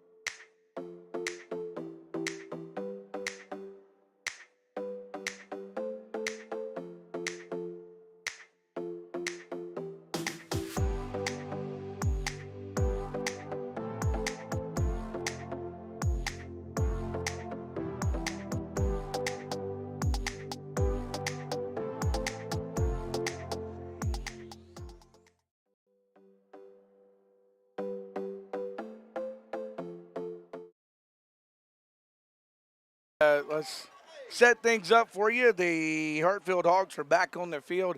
Again, they won the toss, deferred to the second half. Real quick, penalties in the game, 2 for 15 against Park Lane, 5 for 45 against Hartfield, 8 first downs for Hartfield, 4 for the Pioneers, but Hartfield leading where it matters. That's on the scoreboard at 10-0 here at Coward Smith Stadium, Charlie Newland Field on this Friday night, a 10-0 football game. But, you know, as we were talking with Coach Sam Richard, 10-0 is not overcome. It is not a let's pack it in type score by no means, Jason. So Park Lane's still very much in this football game. Oh, absolutely. I mean, this game is far from over. Like I said, especially if you get a stop right here, then, yeah, this game is far from being over. Boy, Hartfield was a man short on the kickoff team. On the kickoff receiving team, they get him on. Caruth kind of kicks it off. And it's called a fair catch up at like the 42-yard line, and that's where Hartfield will go to work with it. Benji, they were awful late calling for that fair catch, too. Yeah, Park Lane was kind of surrounding them by the time they called the fair catch. But the fair catch called for it, the 42-yard line. It'll be 1st and 10 for the Hawks. They'll put it at the 42, maybe the 43-yard line, and that's where Hartfield will go to work. Well, let's see what halftime adjustments were made as both teams went to that locker room. Maxwell with the running back beside him, wants to throw quickly, sideline pass. That's complete to the line of scrimmage, but Jefferson in there to wrap him up, and he got nothing for his trouble. In fact, he's going to lose about 2 yards for his trouble on the pass completion to Myers. Yeah, they try to get out there real quick. Good job, Myron Jefferson, just closing on it and making a sure tackle. And then he had a couple Park Lane Pioneers come in and just kind of help secure things, but I don't think he was going anywhere. Good job, good start. Yeah, a little sideline pass that time doesn't work out for Hartfield. It'll be 2nd down now with the football there on the 42-yard line. Maxwell will ask for the football. Wants to throw it again. That one's off. Picked off. That one is picked off by the Pioneers. 16 picked it up for Park Lane. Jason, kind of walk us through that one real quick. Okay, they tried to run a quick slant. Once again, they tried to pick on Myron Jefferson, and he's already got 1 pick and almost 2 tonight. He gets a hand on that one, and Brewer Caruth, Johnny on the spot, picks it up out of the air, turns it upfield. Benji, there's your defensive stop. 10:51, the interception comes. Caruth is the young man who ends up with the football. Pioneers get it. They're going to put it at the 47-yard line on the Pioneer end. Well, like you said, you asked for a stop. There's your stop. Park Lane with the football at the 47-yard line. They'll put 2 receivers to the short side, 1 over to the wide side of the field.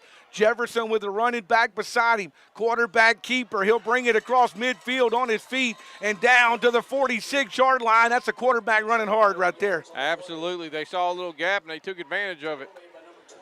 He'll bring it to the Hartfield end at the 46, set up 2nd down and about 3 for Park Lane from that 46-yard line. And that was the thing in that second quarter. Jefferson almost went exclusively to throw in the football, and they come out here on the very first play of this second half and say, hey, we can still run the football, so you gotta do some more of that running to keep them honest when you want to throw that football as much as the Pioneers do. Yeah, you got to keep them honest. Now they're going to go to the air again. Go to the air again. They put that one in the air. It is just out of the reach.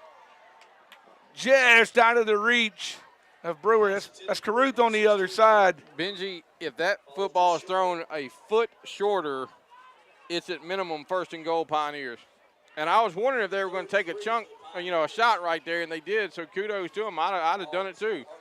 So that'll bring up 3rd down at the 46-yard line. It's 3rd down and 3 now for Park Lane. And Hartfield's in the neutral zone, and that's going to give Pioneers a 1st down. Thank you very much. 6 for 50 against the Hawks. They'll bring it 5 yards down and give the Pioneers a 1st down as they will move it to the 40-yard line. That'll be the 5th 1st down for Park Lane of the game. Set it up 1st and 10 now for the Pioneers. Jefferson out of the shotgun formation, wants the football, gives it to Pudfark. Pudfark slashes his way behind his line down to about the 37, so he gets a decent gain of about 3. We'll set up 2nd down now for Park Lane. Yeah, followed Walker Watley right up the line there. Decent gain on 1st down. And that will be 2nd down now. Let's see. I got Macomb 13, South Pike 6, Dave, 2nd quarter. They're nearing halftime. We're in the 3rd quarter here, 9:35 to play. Jefferson on the quarterback keeper. He finds a hole across the 30 to 20. It's a speed race. It's a touchdown for the Pioneers. It was a foot race, and Jefferson gets the touchdown for Park Lane. Well, Benji, I'm going to tell you what made it right there, and that was Bruner rushing down the field. He had a block downfield that cut off a Hartfield defender and let Jefferson go wide open to the end zone. So good job blocking downfield by number 13, Bruner rushing. Well, that's the Pioneers turning a turnover into points right there as they make it a 10-6 game pending the PAT. The young man that was perfect last week, Mr. Dunn, let's see if he can keep his good fortunes up kicking PATs. They will ask for the football. The hold is up. The snap is up. The kick is good. And Dunn continues his nice work, make it a 10-7 game. Pioneers make it a 3-point game as they score a touchdown with 9:23 to play in the third quarter. We'll come back after a 30-second break. Back in 30 seconds. Pioneer football's right here on K106.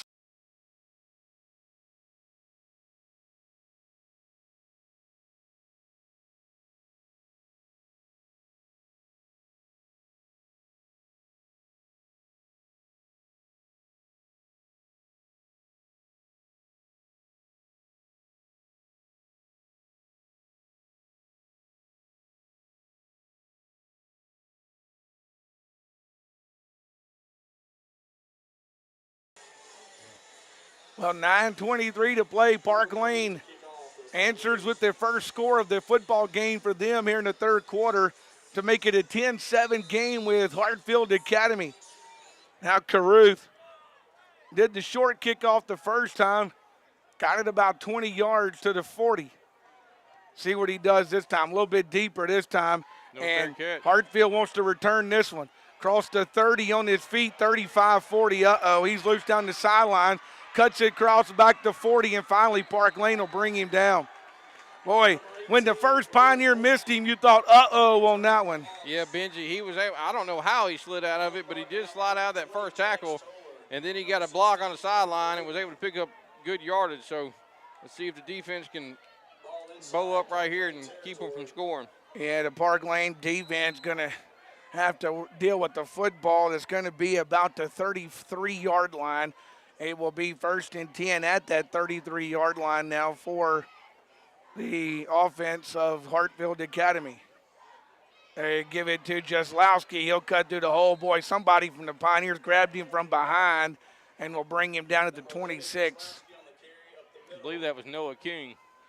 Boy, if King finally kind of grabbed him from behind and is able to bring him down. Set up 2nd down and about 4 now for Hartfield. 2nd and 4 for Hartfield in a 10-7 game. Quarterback gives it to Jaslowski again.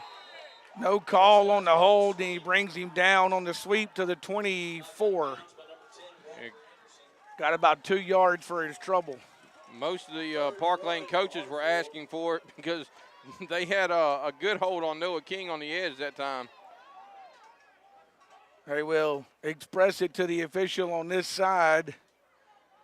And now Hartfield going to use a bunch of the clock. They want to get the right play call in on their end on 3rd down and 1 with the ball there at the 24. Jags are up 21-0 on Lanier. They will keep it on the quarterback keeper. He kind of fooled everybody and picks up the 1st down to the 18. So Maxwell on the quarterback keeper keeps it 9 first downs in the game for Hartfield, and with 8:06 to play third period, Hartfield, after getting great field position on the kick return, are now in the red zone at that 18-yard line, and now the Park Lane defense got to come up with a stop here. They feed it to Jaslowski again. Multiple Pioneers hit him as he goes across the 15 to the 14. One of ours got tackled. He's hit at the 14-yard line, and he's just saying, I'm going to take the football, bring me down. But the problem is he's getting chunks of yards before he's being brought down. He picks up 4 that time. 2nd down, 6 now for Hartfield. 7:25 clock running here in the third quarter. A 10-7 football game. Hartfield holding a 3-point lead. They go 3 wide to the left. One on that right side. That's the short side of the field. Throws the football on a sideline pass. Scoots by the first Pioneer, second Pioneer. Boy, but he's still tracking him down, and we get a whistle finally as he's down to the 9. Yeah. Sorey makes the catch down to the 9. Yeah, Jefferson and Finn over there to finally get him down. So we got 3rd and one or 2? Yeah, 3rd and about 2 now from the 9-yard line. They need the 7, so 3rd down. I'll call it 1. They put that ball actually closer to the 8-yard line. So 3rd down and 1 with 6:40 to play. They give it to Jaslowski again, and he will bring it over across the 5, still on his feet. He fumbled the football. He fumbled the football. An offensive lineman picks it up in the end zone. Yeah, an offensive lineman picked it up in the end zone. That was 53 Evers, the lineman The offensive lineman, 6'2", 260 lineman, picks it up in the end zone, but the officials are talking it over.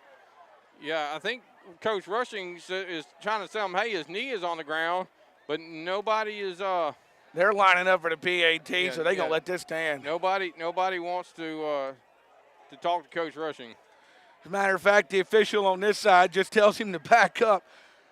So it's Evers who will score the touchdown. The offensive lineman with 6:23 to play makes it a 16-7 game. The kick is up. The kick is good. And it's a 17-7 game. Park Lane gets a touchdown, but they come back and get a touchdown of their own. Now the officials congregating again. I don't know what they'd be congregating about this time. 17-7. Now they break that up. 6:23 to play. We'll step aside for a 30-second break. Back in 30 seconds with Pioneer Football on K106.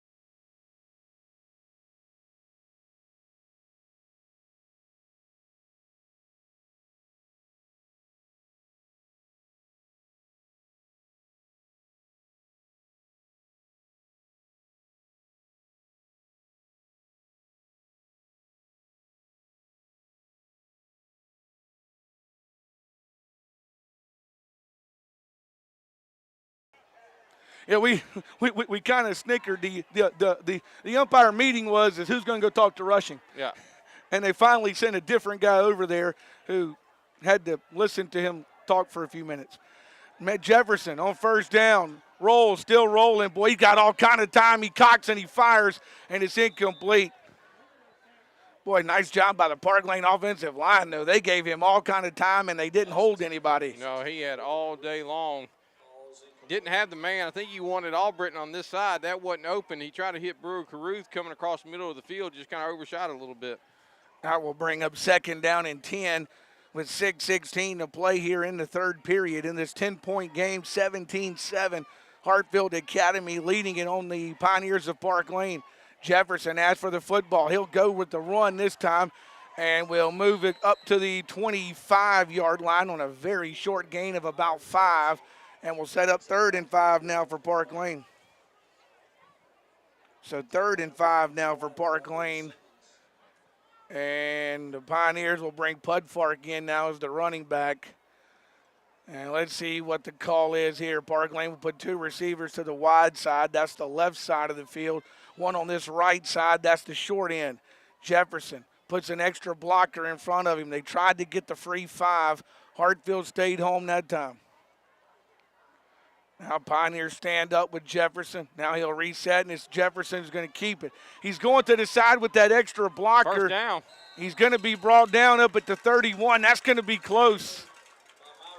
Let's see. They already signaled first down. Have they already signaled it? Now they say, yeah, first down at 31. And that's 6 in the game now for Park Lane. Jefferson, they've kind of put that extra blocker in on that side, and that's the side he went to, that left side, and he's able to pick up enough yards to get the first down to the 31. Yeah, they had Zed Washington over there. It's kind of a halfback, tight end kind of situation, and he kind of acted as a lead blocker there. That's a pretty good one to be running behind. 5:02 in the clock running. They'll give it to the running back. Pudfark finds a hole, 35, and boy, caught it to 39 from behind. Guy grabbed him from behind. They don't grab Pudfark from behind. He may go the distance on that one. Yeah, Pudfark tried to put the brakes on, kind of let him whiff, and he was able to just kind of get an arm around him and basically whiplashed around him and just kind of held on. So from the 39-yard line, It will be 2nd and 3 for Park Lane as they are working offensively down 10 here in this 17-7 football game. Jefferson out of the shotgun, asks for the football, wants to throw it, has to kind of duck away from the first man. Now the second man, now he takes off with the football across the 40, 45, into midfield at the 50 and brought down there. Good job scramble there. Once again, no flags. And Picked up the first down. boy, a defender for Hartfield went diving after him. That's Braylon Womack, number 18, went diving after him and ended up almost in the stands over here as he went diving for him with the ball at the 49 and a first down for Park Lane. Pioneers pick up the first down at the 49. They're on the Hartfield end of the field. This time everybody kind of stacked in tight except for Caruth. Hartfield had too many men on the field. It should be a free play. And there is a flag down, and it will be a free play for Park Lane and a 5-yard mark off against Hartfield. Should make it 1st and 5.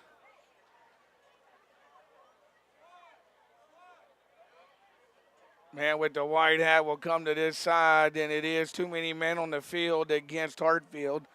That is 7 penalties for 55 yards against Hartfield. The 5-yard mark off will make it a 1st and 5 now for Park Lane. So 1st and 5 for Park Lane. The ball down at the 44-yard line now. Park Lane spreads them back out. They'll go 2 receivers to the left, 1 to the right. They'll give it to Connor Pudfark. He'll bring it across the 40, pick up the first down. They still haven't blown it dead. Now they blow it dead at the 38. They blow it dead at the 38 and give Pudfark a first down. That's 8 now for the Pioneers in the football game. Pudfark come up limping a little bit. Looked like he's favoring that right ankle. They will bring him out, and in plays bring Jax Toller in the backfield for Park Lane. You get everything in the world from Connor Pudfark. I think he's trying to catch his breath and maybe stretch that ankle. He's kind of rubbing it down there like maybe he wants to stretch it out a little bit. Jefferson asks for the football, says he wants to throw it again, has all kind of time. Still now he's going to have to rush and flush out the pocket, throws it downfield, it's incomplete. And that will bring up 2nd down and 10 at the 38. Fleming was the intended receiver, but he kind of had to stretch out to – he'd have made a brilliant play if he caught it. Let's put it that way. I think Myron was mainly just trying to throw it away, but he threw it in a place where if anybody was going to catch it, it was going to be his guy, but he was going to have to make a good catch to do it. So the ball at the 38, clock will stop with 3:23 to play in this third period. 17-7, it's a 10-point Hartfield lead. Each team has scored a touchdown here in the third quarter of this football game. Jefferson going to roll to his left. Again, has time and fires it downfield, just overthrew him that time. Yeah, just once again, a little too tall, went off of Caruth's hands out of bounds. It was intended for Brewer Caruth, but he overthrew him just a little bit, and it's 3rd and 10 now for Park Lane. So 3rd and 10 for the Pioneers in this 17-7 football game. Big third down here, Jason. You want to keep this football, especially with you being on the Hartfield end, but you got to get at least something here to think about going forward on 4th down. Yeah, and I think this play will determine whether they go for it on 4th down or not, what they get here. Jefferson wants to go for the home run. He's open, but he cuts in front of him and takes it away for an interception. And that's going to come all the way back to midfield, still on his feet. We got flags everywhere on the field. The interception's going to stand. We got flags everywhere. Let's see what all that's about. He looked wide open, and then all of a sudden a Hartfield player who came in and cut in front of him. That's number 23. That's Gage Sorey playing defense. Yeah, he was trying to hit rushing. We had a Hartfield player down. We got a Park Lane player down. Yeah, Sorey's back up. The Pioneers still down. They threw the flag, I think, against Hartfield. Toller was the Pioneer down, but he's back up on his feet. So the interception going to stand for Sorey as he picks up the INT. And with 3:04 to play, the penalty was against, I think it was against Hartfield at the 40, so they mark it back to the 30, so it's a 10-yard mark off against Hartfield. Yeah, Benji, and like you said, he was trying to hit Bruner rushing, and Bruner was open, but it was kind of another one of those where the ball just kind of hung up there, and the Hartfield player was able to make up ground on it, and basically it was a jump ball between the two of them, and the young man from Hartfield won the jump ball. Sorey came out of nowhere that time and kind of got in there and got in front of him and takes that football away. So now with 3:04 to play, Pioneer defense will be asked to keep it a 10-point game, trying to get it try to force a 3-and-out right here. That has not been easy this evening, though, with Trip Maxwell, the Hartfield quarterback. He puts his running back, Jaslowski, beside him, a sideline pass, and that's going to go nowhere. Out. Ball pops. He got it. Pioneers pick it up with Washington. That's going to be a face mask. Washington will bring it down to the 10, a face mask penalty. Pioneers should have 1st and goal to go. If everything stands, Washington's play should result in 1st and goal Pioneers after the penalty. Well, Benji, they ran that quick pass again. Once again, Myron Jefferson was Johnny on the spot, hit the receiver. They started pushing him back. Ball popped out. Zed Washington picks it up, starts returning it, and actually gets tackled by the face mask by the Hartfield quarterback. And they say it is face mask against Hartfield. They face mask against both. They call double face mask penalties and say they'll wipe them away. All right, so basically they say face mask Park Lane, face mask Hartfield. So I'm guessing after Washington got his grabbed, he decided to grab hold of Maxwell's. But either way, the Pioneers get the ball. What is it, at the? It looks like the 10. Is the ball on the 10-yard line? So the fumble given to Washington will give the Pioneers the football back at the 10. It'll be 1st and goal to go for Park Lane at the 10-yard line. Now we got to get a new football into play here. Now they seem to be happy with the football selection.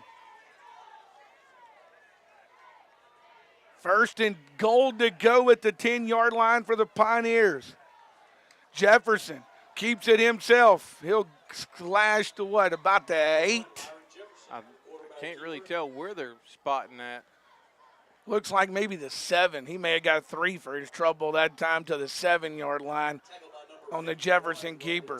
Good news is Pudfark is back in there for Park Lane after kind of limping off the field on that last possession. He is back out for Park Lane, 2:27 and the clock running here at Park Lane Academy this evening. Yeah, they mark it about they call it 2nd and 8, so it must be at the 8-yard line. So 2nd down and goal to go from the 8. Pudfark's got it. Pudfark on the direct snap this time, and it takes 3 of them to bring him down. Forward progress about the 6. So forward progress for Pudfark to the 6. Biggers is finally the man I think credited with bringing him down, but it took 3 of them to bring him down. So now it's 3rd and goal to go at about the 6-yard line. 3rd down, goal to go from the 6. 1:42 and the clock running. The final moments of this 3rd quarter as Park Lane got it back after Washington picked up the fumble. Can they put it in the end zone? They give it to Pudfark. He is not going to get there. Looks like they're going to mark it about the 4. Well, they gave him a bad spot, too, because I think forward progress was like the 3, but then they backed up and called it about the 4. Now it's 4th down and goal to go at the 4. Obviously, Park Lane leaving the offense on at the 4. They went from the 10 to the 8 to the 6 to the 4. Need somebody to get more than 2 this time. Jefferson with Pudfark beside him. And Park Lane went with the hard count to see if they get a free couple yards there, unable to do so. Now Park Lane calls timeout. Yeah. Yeah. Park Lane wanted to see if they could get Hartfield to possibly jump and make it half the distance, would have put it at the 2. Then we wouldn't have needed but 2 yards, Jason. So There you go.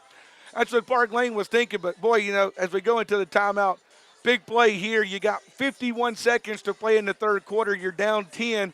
Touchdown makes it down again, a 3-point game. If you don't score here, though, once again, you got to put it on your defense in the opening moments of that 4th quarter. Yeah, but you're hoping if you don't score here, which is obviously what the goal is, but even if you pick up 2 yards, you're putting Hartfield in a bad spot, and Park Lane has stopped them in the backfield several times tonight. So a safety is not a terrible thing here if you don't pick up a touchdown.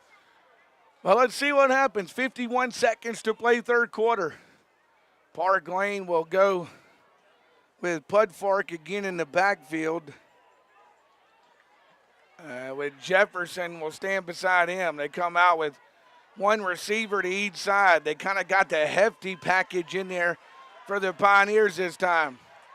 They got Jefferson in the backfield. Washington, Walker. Oh, jump pass.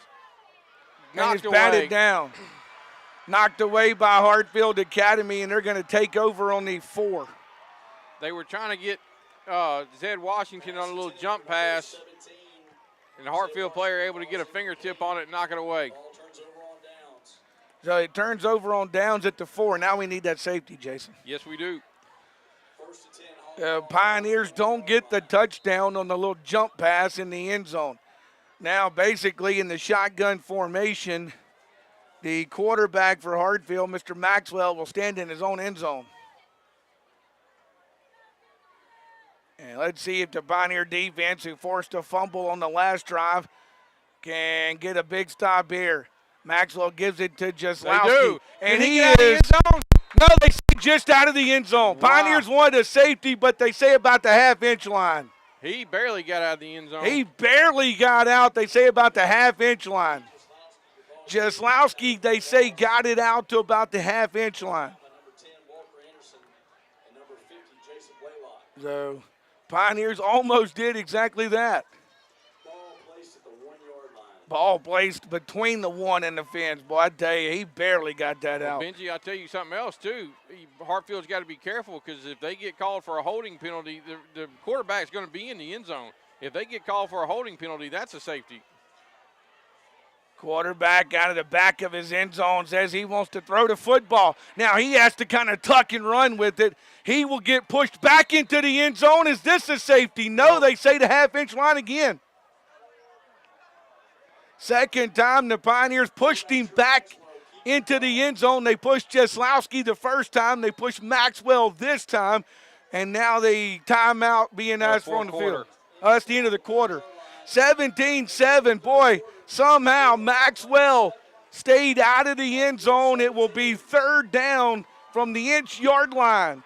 3rd and 13 from the 1-inch yard line when we come back for fourth and final quarter action after a 30-second break. Back in 30 seconds with Pioneer football on K106.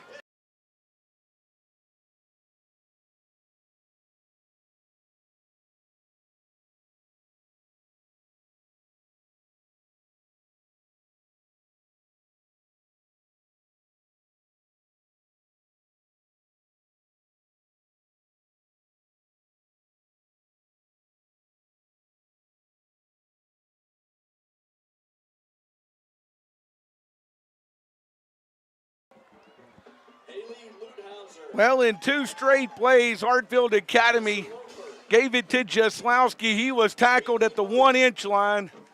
Then the quarterback, Trip Maxwell, said he wanted to throw the football, couldn't find a receiver. So he runs out of the end zone, is tackled at the 1-inch yard line. So we got 3rd and 13 from inside the 1 for Hartfield Academy. Pioneer defense back on the field. Hartfield still in their huddle here in a 17-7, 10-point game that Hartfield leads. Each team puts a touchdown on the board in the third quarter to put us right back where we were. We were 10-0 Hartfield at the half. We're now 17-7 after 3. And the man with the white hat is wanting something changed on the scoreboard. I'm not sure what. Now he seems content. Ball inside the 1. Maxwell asks for the football, wants to throw. Incomplete. That one's incomplete. It'll be 4th down, and now their punter will have to punt it from the back of his own end zone. Yeah, Benji, that is not optimal position for Hartfield. good for Park Lane. You got to wonder, do you come after it this time, but you got to be careful not You to don't want to rough him. That's right. You don't want to rough him and give him a first down. That's always the tricky play there. You got to get all ball if you come after him. That's right. He will stand in the back of his own end zone. He doesn't have much room to work with as he stands in the back of his end zone. Pioneers do go after it. He gets it off, and Pioneers will just call for the fair catch. He'll get away from it, and it'll die at the 39. So Pioneers will get it at the 39-yard line. The punt will come at the 11:48 mark, and the Pioneer defense does a good job right there and will give the Pioneers the football at the 39-yard line here on the Hartfield end. So he didn't get the touchdown. We gave it over. Almost had a safety on 2 straight plays. End result is, though, Pioneers get pretty good field position. The Hartfield 39. Let's see if the offense can finally poke one in here and make it a 3-point game again, because Park Lane still has to score twice to win this football game. Got to capitalize. Park Lane back in that kind of bunch formation they were in earlier. I can't talk. Putfark went out in the flat. And he thought about Now he's Putfark. going Now he deep. goes to the end zone, and it is incomplete. He looked over at Putfark as kind of his check down option, but then he said, let's go to the end zone. He had Fleming down there, but he overthrew him just a bit, and it'll be 2nd and 10 from the 39. Yeah, Benji, he kind of threw that ball towards the middle of the field. I think if he throws it more back over towards the hashes on this side, they may have been able to hook up and score on that one. So it will be 2nd and 10. Ball there on the 39-yard line for Park Lane as they are battling Hartfield Academy here at Park Lane Academy on this Friday night. Jefferson will ask for the football. Empty backfield. He wants to throw, and he's brought down. I think he fell down more so than he was brought down, but Carter Biggers will take credit for the sack. And now he's cramping up. And so now he's cramping up. He'll have to come out for a play because he just stopped the clock. I thought it looked to me more like, yeah, Biggers was coming and coming hard, but looked like he kind of stepped around Biggers and almost fell down that time. And that could have been, the cramp could have been the reason for that. Yeah, I think, like you said, I think it was more his feet went out from under him than anything else. And you don't, wonder if that was because of the cramp, which if you've never had a cramp, they are not fun to deal with. Pioneers trying to get Henry Brewer ready over here on the sidelines, as he is the backup quarterback, and he'll be called upon now. So Henry Brewer will come on and run what will be 3rd and very long for the Pioneers, 3rd and about 17 for Park Lane. Let's see what Park Lane comes up with here. 11:18 and the clock running. Henry Brewer, the backup quarterback, in. Pioneers go 3 wide to the left. 1 man to this right side. Brewer wants to throw, running around now, still running, and he's going to throw it out of bounds. As it crosses the line of scrimmage, it'll be 4th down, and the Pioneers will probably have to punt it on 4th and long right here. Yeah, I think that's what they're going to do, try to pin Hartfield back. Your defense has played great all night. You just got to ask them to try to get the ball back for you again.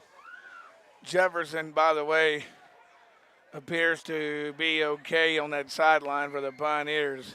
4th and long. Pioneers back to punt. Pudfark will stand back at the 41 on his end of the field to boot it away.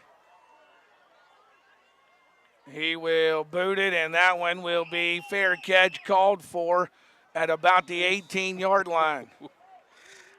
Benji, I thought he dropped it for a minute. He went to the ground in a funny way, didn't he? Yeah, and Trey Jackson was standing right there. I thought that ball was going to pop out for a minute. So the punt for Park Lane will come at the 10:55 mark. They'll put it at I think it's the 19, not the 18. They'll put the ball at the 19-yard line. The Park Lane defense will have to go back to work once again here in a 10-point game, as both teams have been kind of going back and forth here on this one. Maxwell will stand back at about his 13-yard line and ask for the football. He'll give it to his running back, Jaslowski. Pioneers were not fooled. Pioneers were not fooled that time on the play. Here's the deal.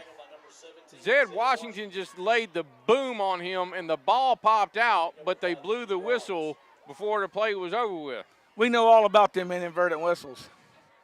That's all I'm going to say about that.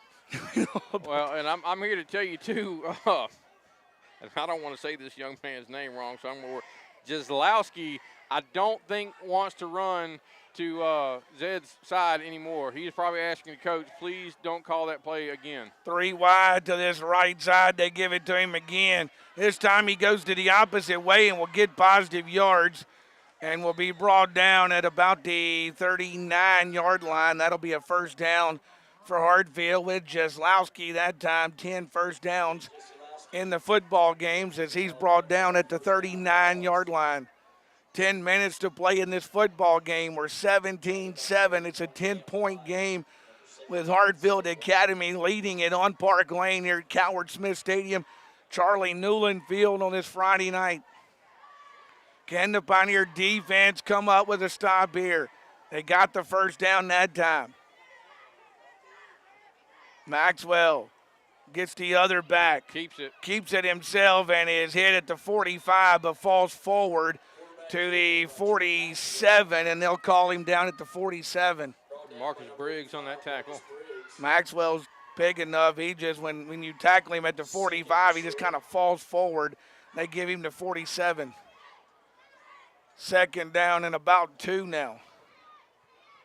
So 2nd and 2 for Hartfield Academy as they are nudging their way towards the Park Lane end of the field. Maxwell hands it to his running back this time, and he will boom his way over into Pioneer territory to the 47. Pick up a first down. That's 11 in the game now for Hartfield. They're on the Pioneer end, and we got a Pioneer that's kind of cramping up a little bit. And is Watley going to be able to stay in? I think he is. Watley put those hands on those knees for a moment, but now he's back up. Watley trying to catch his breath in that defensive line for Park Lane. Hartfield asks for the football. Sideline pass this time. And just pushes them down to the 40. That play has found some success this evening for Hartfield Academy.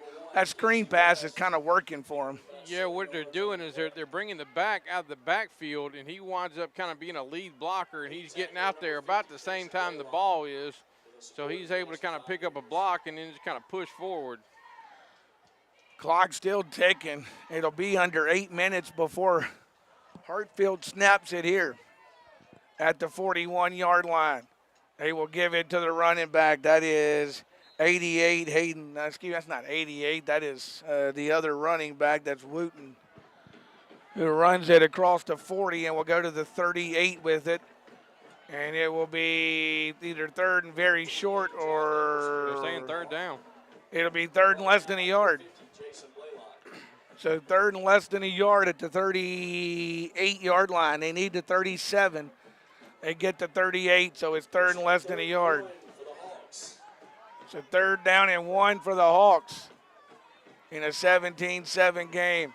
They'll give it to the running back again, and he will get the first down to the 31. Different style running back there. You see how the quarterback, after he hands it to him, almost kind of gives him a push, Jason. Yeah. He's not as big height-wise as Jaslowski, kind of, shorter, stockier, running back, so he gets a head of steam. There's not a whole lot there to grab a hold to. Yeah, but his quarterback, Maxwell, kind of almost pushing him right as he gives him the football. It's a big man, Mr. John Davis, only 5'7", 185 pounds. That's the guy in the backfield for Hartfield Academy right now. They will get on the quarterback keeper this time. Pioneers will bring him down about the 25. He'll get about 5 for his trouble.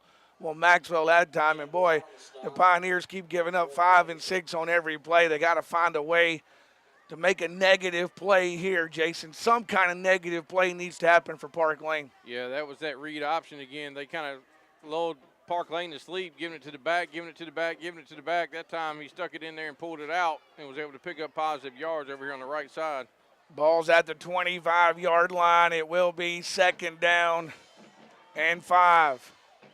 This time they give it to the running back, and this time, boy, he scoots away, and he broke away, and it's a touchdown. They bring Jaslowski back in, and he kind of scooted around the first group of Pioneers, and the second group, he spun away from them and ends up scoring the touchdown. Yeah, Benji, it was almost one of those where I think two Pioneers coming from opposite sides to make a tackle actually wind up hurting each other because they kind of bounced off of him, and he was able to spin out of it. Well, now it's a 23-7 football game. 23 Gage Sorey is holding. Sorey will hold for Mullins, who is the kicker and does all the kicking duties for Hartfield. He will put that one up and through, and it will be a 24-7 football game. 6:10 to play in this one. Park Lane 7, Hartfield 24. We'll come back in 30 seconds. Back in 30 seconds. Pioneer Football's on K106.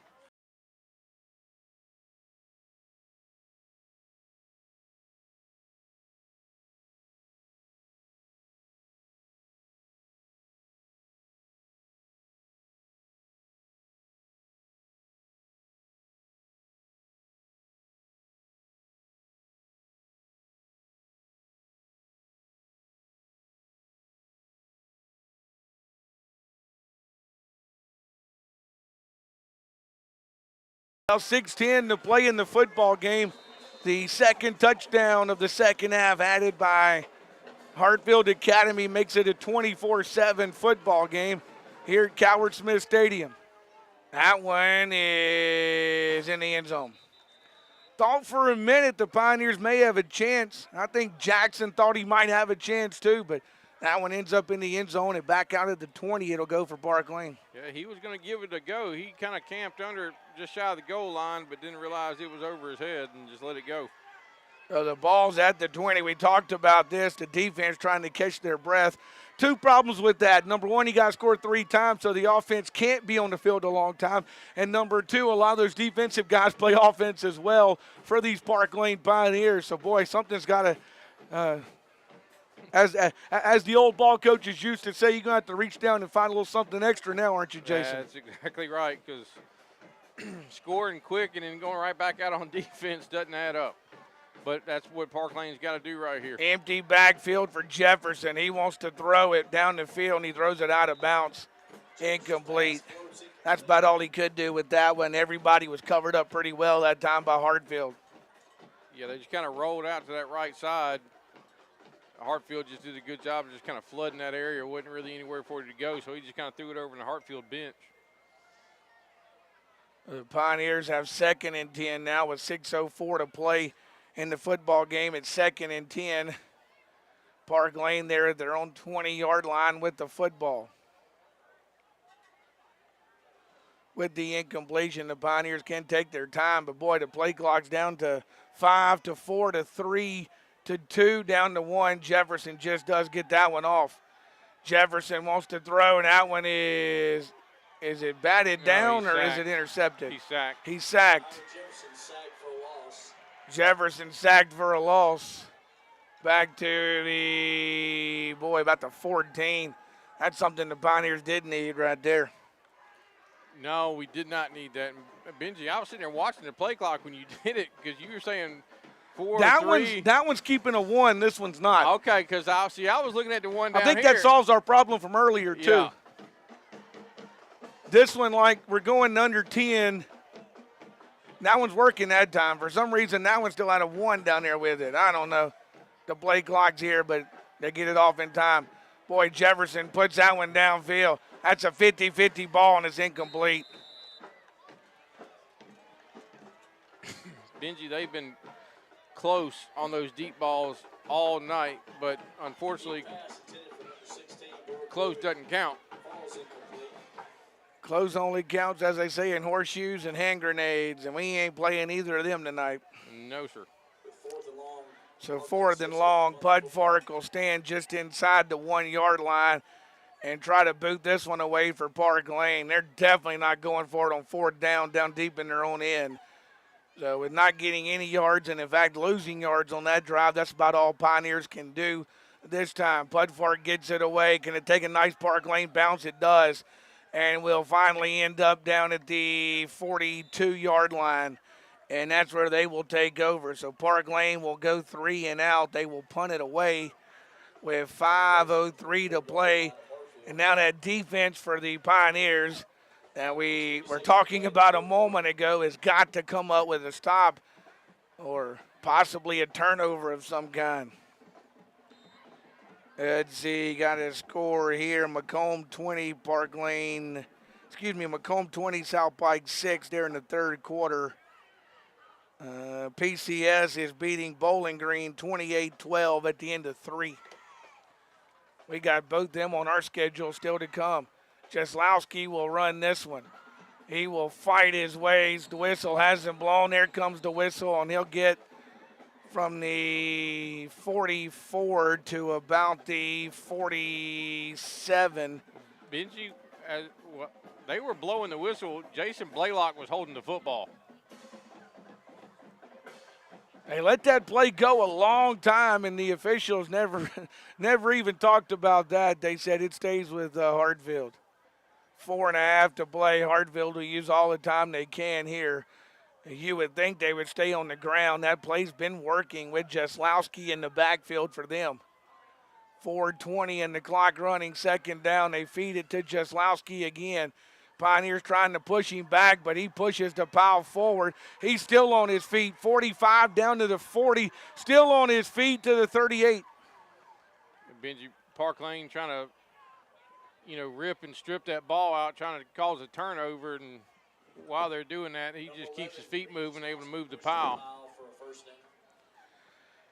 And Jaslowski keeps his feet moving. He's to the 38-yard line. It'll be 1st and 10, 3:54 and the clock running. And now the clock desperately becoming the enemy of the Pioneers in this 24/7 football game here on this Friday night. Maxwell will ask for the football. He'll give it to the smaller back, the other running back that time, and he'll bring it back basically to about the 37 for gain of about 1. Is Ed Washington again in there on attack? He's had a heck of a football game tonight. And he got about a yard, make it second down and about 9 now for the offense of Hartfield. Again, Hartfield will bleed as much as they can off the play clock on every play. They'll throw a sideline pass. That one's complete. Pioneers will pick him up, bring him down at the 35-yard line. Pioneers were a blocker down. They were going for the interception that time, but don't get it. And they'll bring him down at the 35, gain of about 3. We'll make it 3rd and about 4. Yeah, he almost dropped that football, too. Well, he saw the Pioneer trying to cut in front of him as well. Pioneers were going for the interception, tried to cut in front of him. He got the football, kind of secure, and then finally secured it and was able to pick up, about 3 yards for his trouble. They'll go triple receivers to this left side, to this right side. Obviously, they're going to feed it to Jaslowski, though. He's going to be short. He'll be short, I think, of the first down. It'll be 4th down now, and they'll probably bleed it down and think about it. They'll be about 1.5 yards short on the Jaslowski run. And you can see the head coach, Craig Bowman, he called for the official to come stand next to him. He wants to bleed it down and most likely call timeout. I doubt he's calling a play from the numbers, but then again, maybe he is. Who knows? No, I think you're exactly right. They'll bleed it all the way down and call a timeout to figure out whether they want to go ahead and go for it or what they want to do. Timeout Hartfield, 24-7's the score. We'll step aside for 30 seconds. Back in 30 seconds with Pioneer Football on K106.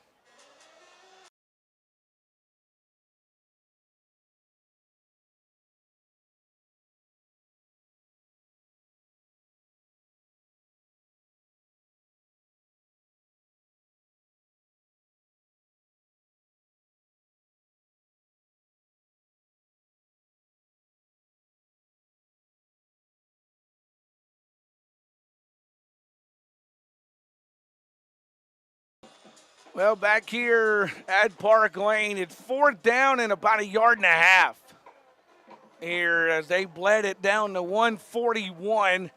It's a 3-score football game now, as it's a 24-7 football game with Hartfield holding the lead. Coach Greg Bowman uses the timeout. He wanted to think about whether, again, he wanted to go for it or what he wanted to do, and I think going for it is what he decided to do. Yeah, he's sending the offense back out there. It'd have been a very long field goal. You said he was a good kicker, but I don't think he really wanted to try that. Even if he doesn't get it, he trusts his Park Lane again. Guy scored 3 times. Quarterback keeper, he gets it. Yeah. Quarterback keeper, and he will get the first down at the 26-yard line.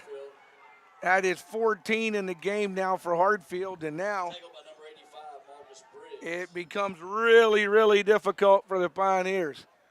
They can stop it twice if they choose to, but I'm not sure Park Lane will choose to try and stop it at this point, but we'll see.